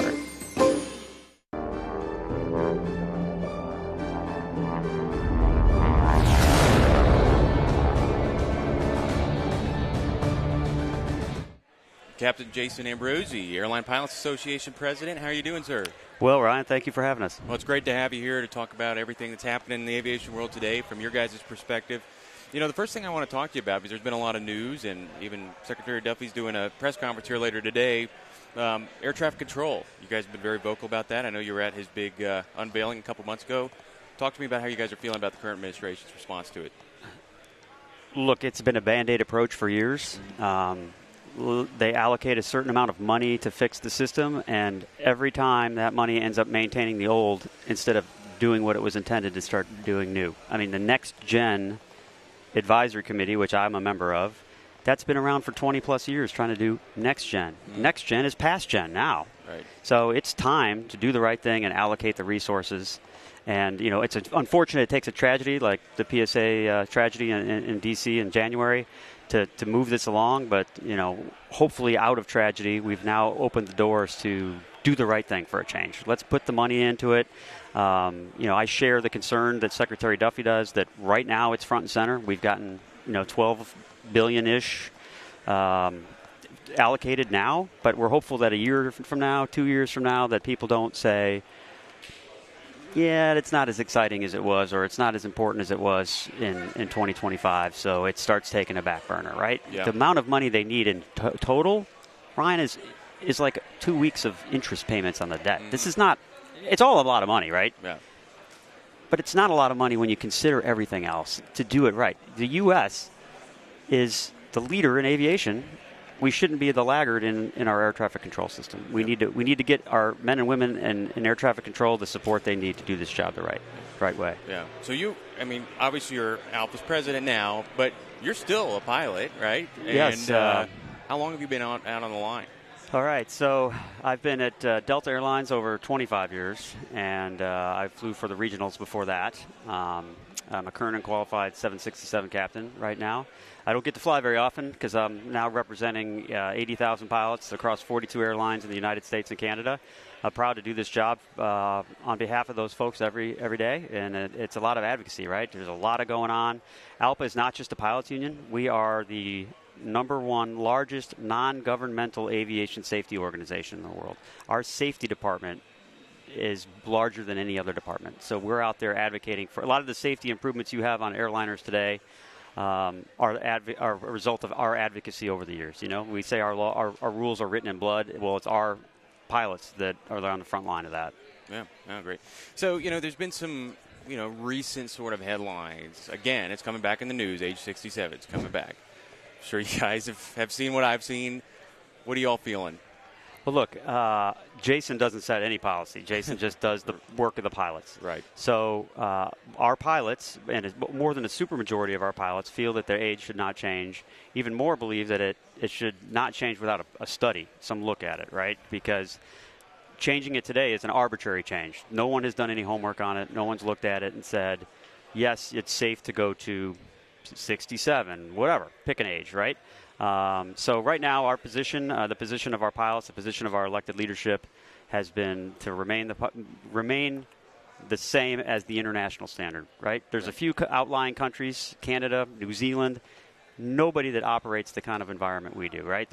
We do 40,000 flights a day, in this environment, and they wouldn't be able to touch international airspace. So even Caribbean, Mexico, in Canada, they have the problem of if they're flying to Toronto, they have to go way around. They're not allowed to go over United States airspace because that's an ICAO rule. So it creates a headache. All our international wide-body captains wouldn't be able to continue flying international wide-body captains. So what do? Do they sit home and get paid? Do they get to downgrid? What do they do? So at this point, status quo is what our members think, and it's not just arbitrary. It's because of all the things I talked about. All right. So let's talk a bit, something Alpha's been very vocal about recently, single pilot operations, reduced pilot operations. Airbus, EASA has been pushing this. I know it's changed recently. Talk to you a little bit about that and what you all have seen. Yeah, Ryan, I tell you, the push for single pilot crews has been a big one. Airbus had hoped to have a 350 that would be two pilot end-to-end, even when it should be augmented crews with 3 or 4 pilots, and that one pilot would be in the flight deck while the other pilot is out resting in the back. So it's, they don't like it when I say it's single pilot operations, but I'm pretty sure anybody here at Oshkosh would say that if there's only one person on the flight deck for 2 hours at a time, that is single pilot operations. Right. So, yes, you mentioned some successes. We've partnered with FALPA, the International Federation of Airline Pilots, as well as the European Cockpit Association to shed light on this.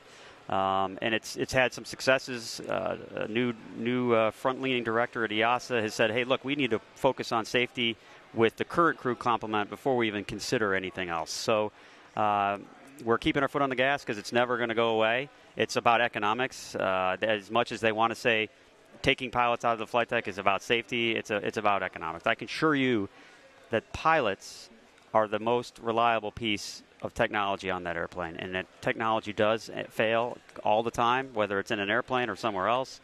Look how often your iPhone has to do an update, right? So we need to make sure that the technology supports the pilots in that critical thinking that only humans can do. Yeah. So, I want to talk to you a little bit about, you've been in this industry, pretty long time, and now from a 30,000-foot overview representing almost 80,000 pilots, do you think we're still in a pilot shortage?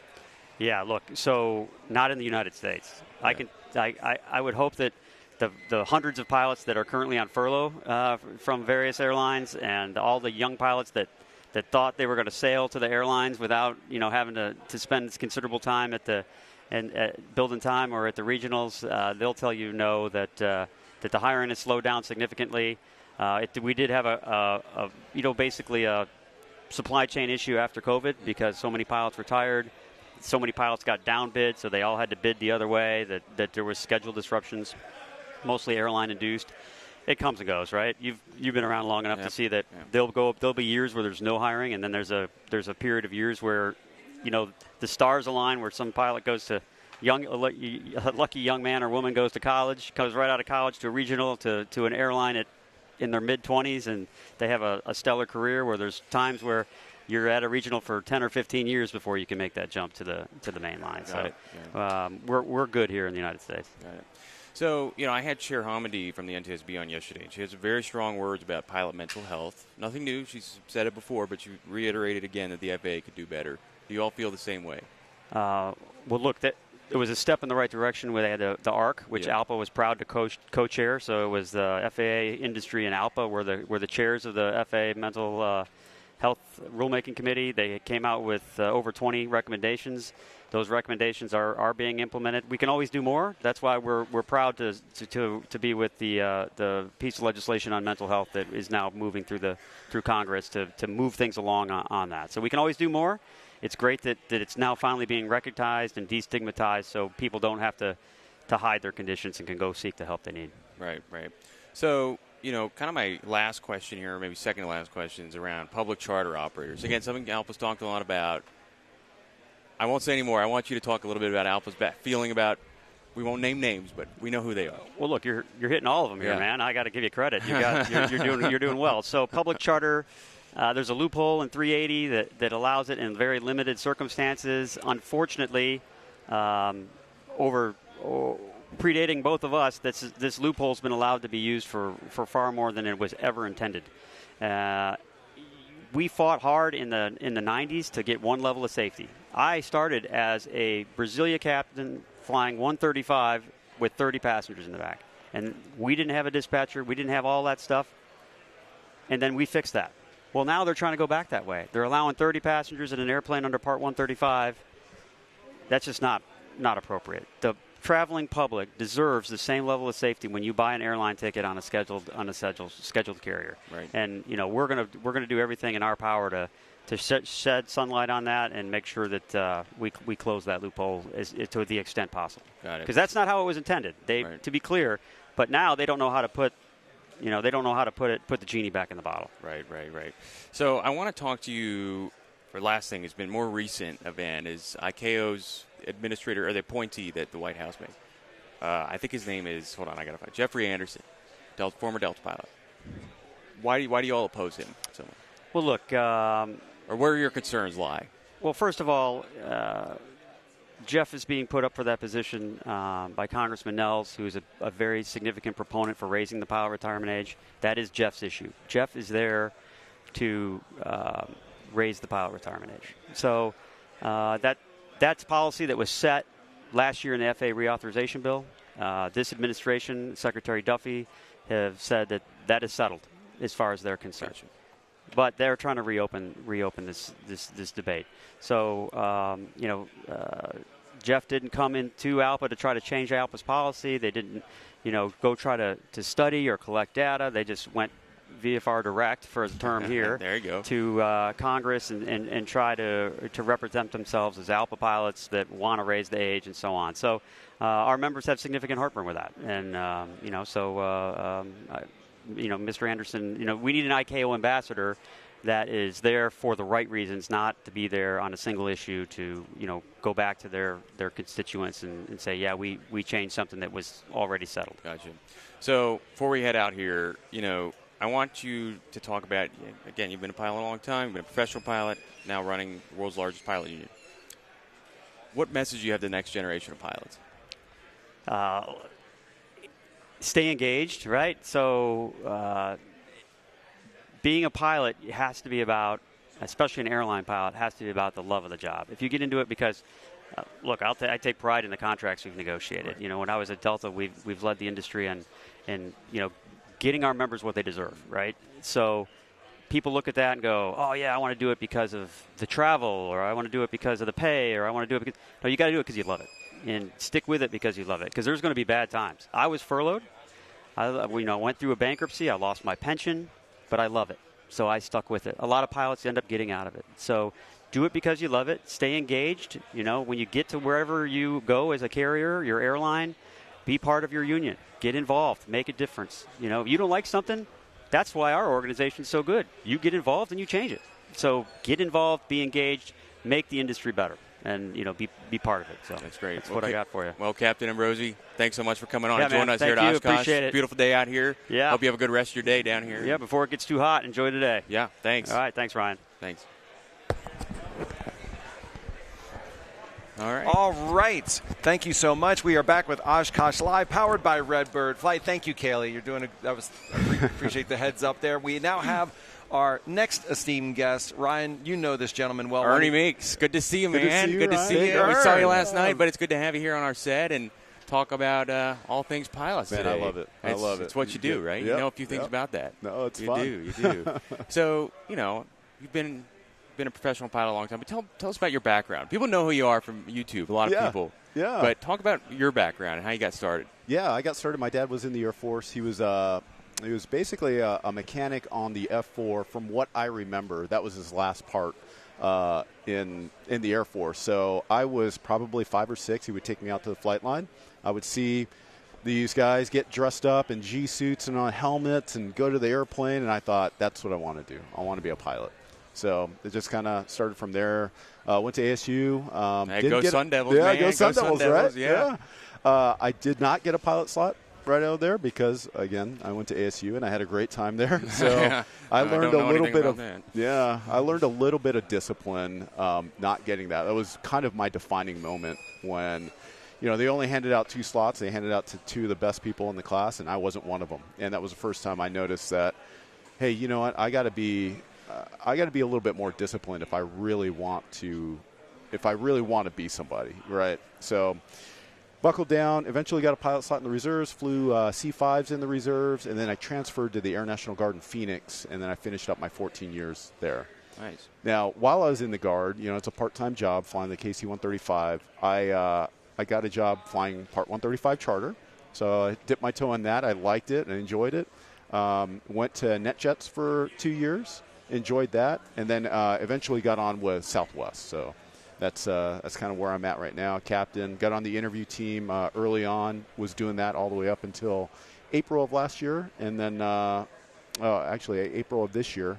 And then we have a couple more ventures that I'm starting to spend more time in, Aviator Intelligence, Aviator Pro. So yeah, it's been a wild ride. That's great. Well, so you have a very large YouTube audience, Instagram too. How did you get involved in that? What made you want to go out and do that? It's so funny. I am the last guy that would be on social media. I'll tell you that right now. Were you on social before you started this enterprise? Really? No, okay. I was not. So the genesis of all the social media stuff was my daughter. She was going to UND at the time, and she wasn't sure that she wanted to continue and be a pilot. And I thought, oh my goodness, I was at Southwest at the time, and I thought, if I could just maybe highlight what it's like to be here, maybe it would convince her. My intention was maybe it would catch on with her friends up at UND, and maybe it'd be a UND thing, and maybe that would influence her to kind of stick in there.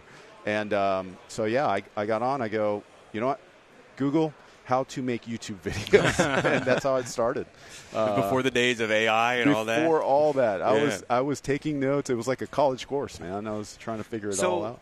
I mean, I think everybody wants to be in the creator economy in some way. Well, let me ask you first off: influencer, content creator. How do you prefer? Which terminology do you want to go by? I don't know. I'm still I still feel really new at this. I don't know.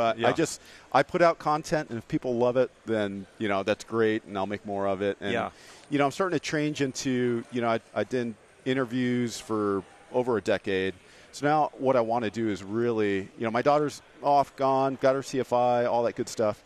Now what I want to do is help the next generation of pilots make it out there, because helping my daughter was very rewarding, and changing that that kind of dynamic in my channel to show everybody what it's like, and maybe start getting into a little bit more nitty-gritty stuff on like interview prep and stuff. So what lessons have been, whether hard-earned or came over time, as far as to make it successful, to grow an audience on YouTube or Instagram? Like what tricks, did you learn any tricks? Or? I didn't. I honestly just stayed authentic. Sometimes that's the best way to do it. No, that's true. Like, it was total dumb luck. I mean, I hope to present myself as a real, genuine, authentic guy. So whatever I do, whatever I wear, whatever I talk about, I have knowledge in it, or I utilize whatever I'm doing. I flew a Cirrus for a long time. I love Cirrus.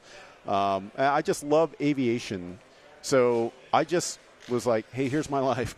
And I'm shocked at how many people thought it was interesting. And now your daughter, you probably have more fans and followers than her entire friend group combined. And now Dad is like super cool, right? It's pretty funny. Yeah, it's pretty funny. I'm the most least likely guy to be in this position. I could assure you That's that. great. So, you've been around, you flew a long time, Southwest. How many years do you have at Southwest? Almost 14, actually. Okay. Coming up on 14. There you go. Yeah. So there's been a lot of ebbs and flows in this industry. Yes. A lot of prospective pilots are out there, getting their CFIs and starting to feel, whoa, like we're not in the, I call it, the panic hiring boom anymore. Correct. Yeah.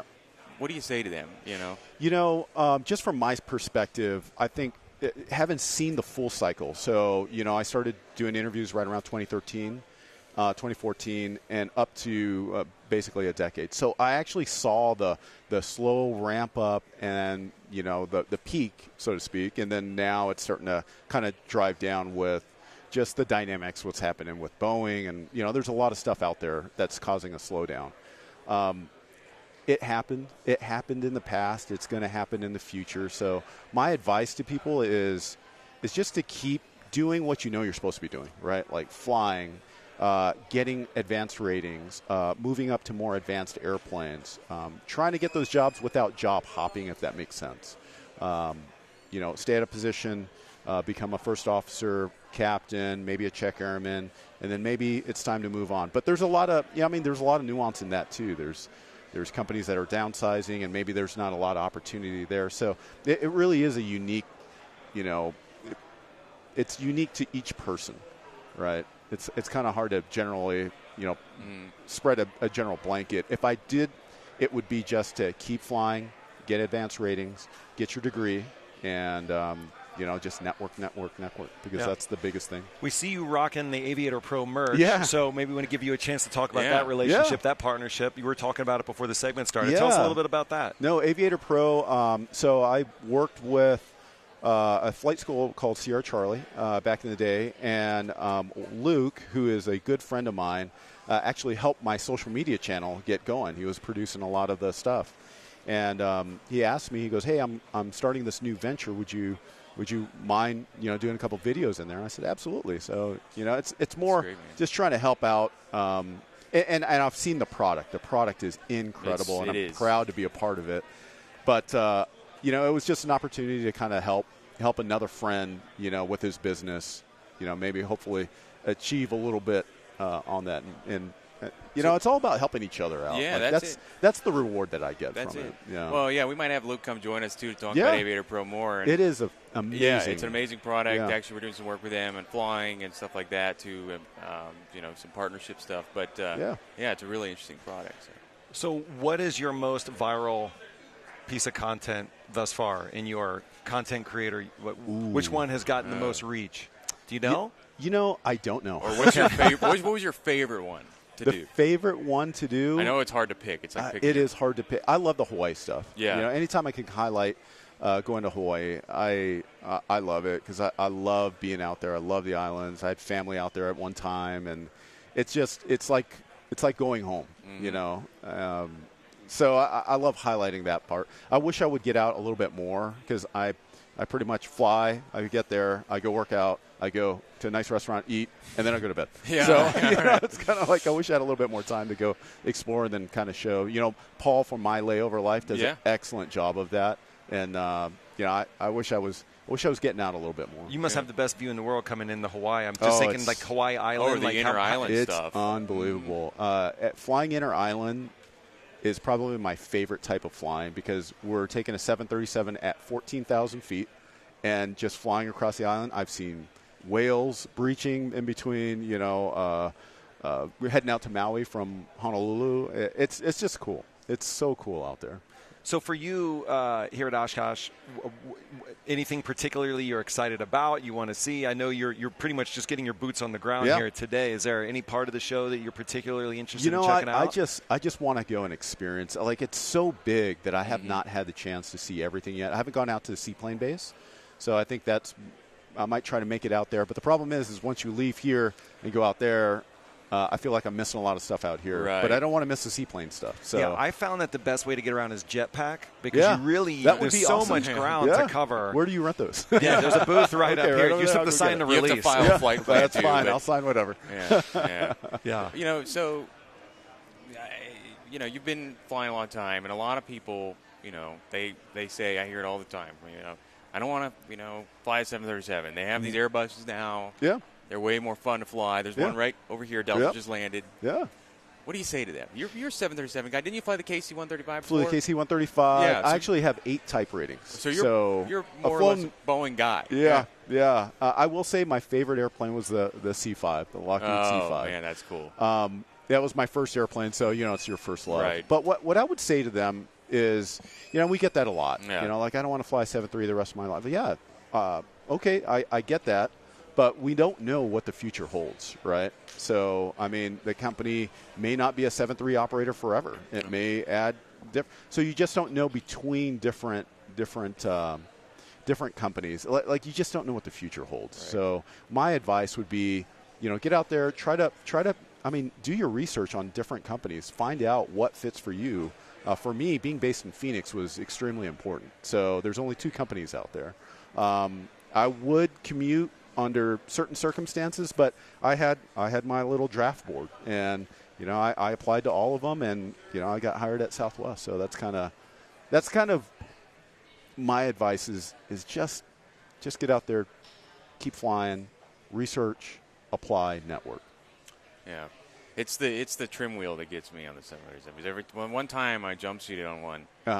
I couldn't talk. It was so loud up there. It is loud. And if you think that's loud on the 737, on the KC-135, it's even louder. I can imagine. Yeah. Oh, yeah. But it's the transition between the KC-135 and the 737 was very easy because they are very common, the 2 types. So, it has a big trim wheel, and it makes a lot of noise. All that. So, I just showed Sean earlier. We're walking by the KC-135 over there, and he couldn't stop looking at that boom. Yeah. Yeah. You got some footage of it, too. I do, yeah. We called you the boomer. I'm trying to influence people, too. Yeah. I've got a small group, but I am doing my part to influence and create. Yeah. So. Yeah. And the guy that controls that is the boom operator. Yeah. So, yeah. That's cool. Well, thank you so much for being with us. You can check out all his awesome content, Flying with Big Ern, on Instagram. Go ahead. Why don't you give your plug for all where people can find you? Oh, yeah, sure. I'm on Instagram, Flying with Big Ern. Also on YouTube, Flying with Big Ern. I do have a TikTok account. I think it's the real Flying with Big Ern. Nice. But we don't post on that very much. But we are, with everything going on, we're going to try to get a little bit more social media out there. So awesome. Moving forward. Thank you for this opportunity. Thank you so much for sitting down with us. Have an awesome show. Thanks, Ernie. Thank you. It's a great morning. We're wrapping up another hour. Yeah, here we went at for a Oshkosh little Live. walk earlier, and how'd you like it? It was incredible. It's hot. This is your year 2, right? It is my year 2. It's hot out there. The crowds Hey, are you're from growing Florida, clearly. Man, you think this is hot? I do. I think it's that corn sweat we were talking about earlier. Sweat. Yeah, the corn sweat. I think we need to do a little more scientific study on that. So we got a lot of great shows still to come. Kayla McLeod with Plane and Pilot. Russ Niles later today.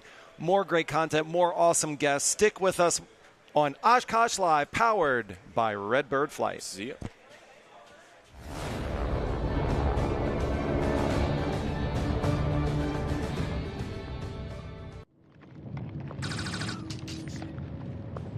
It's happening. Okay. It's happening. Let's go. It's happening. Let's go. Get the bag. Get the bag. Yeah. What? Life's better when you're prepared, especially on the flight deck. Find a Redbird near you and fly like you've been there before. Next. So where do you see yourself in 5 years?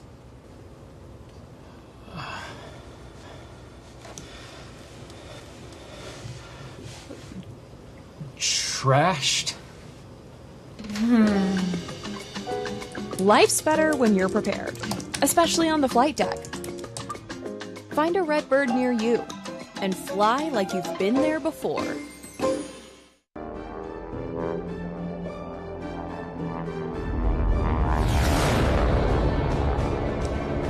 And we're back already with Oshkosh Live, powered by Redbird Flight here at the Redbird booth. The show is heating up. The sun is heating up. The temperature is heating up. I'm here with Kayla McLeod, editor of Plane and Pilot. Good to be back with you. Yes, good to see you. Here on day 2. We're going to start off the segment with Kayla.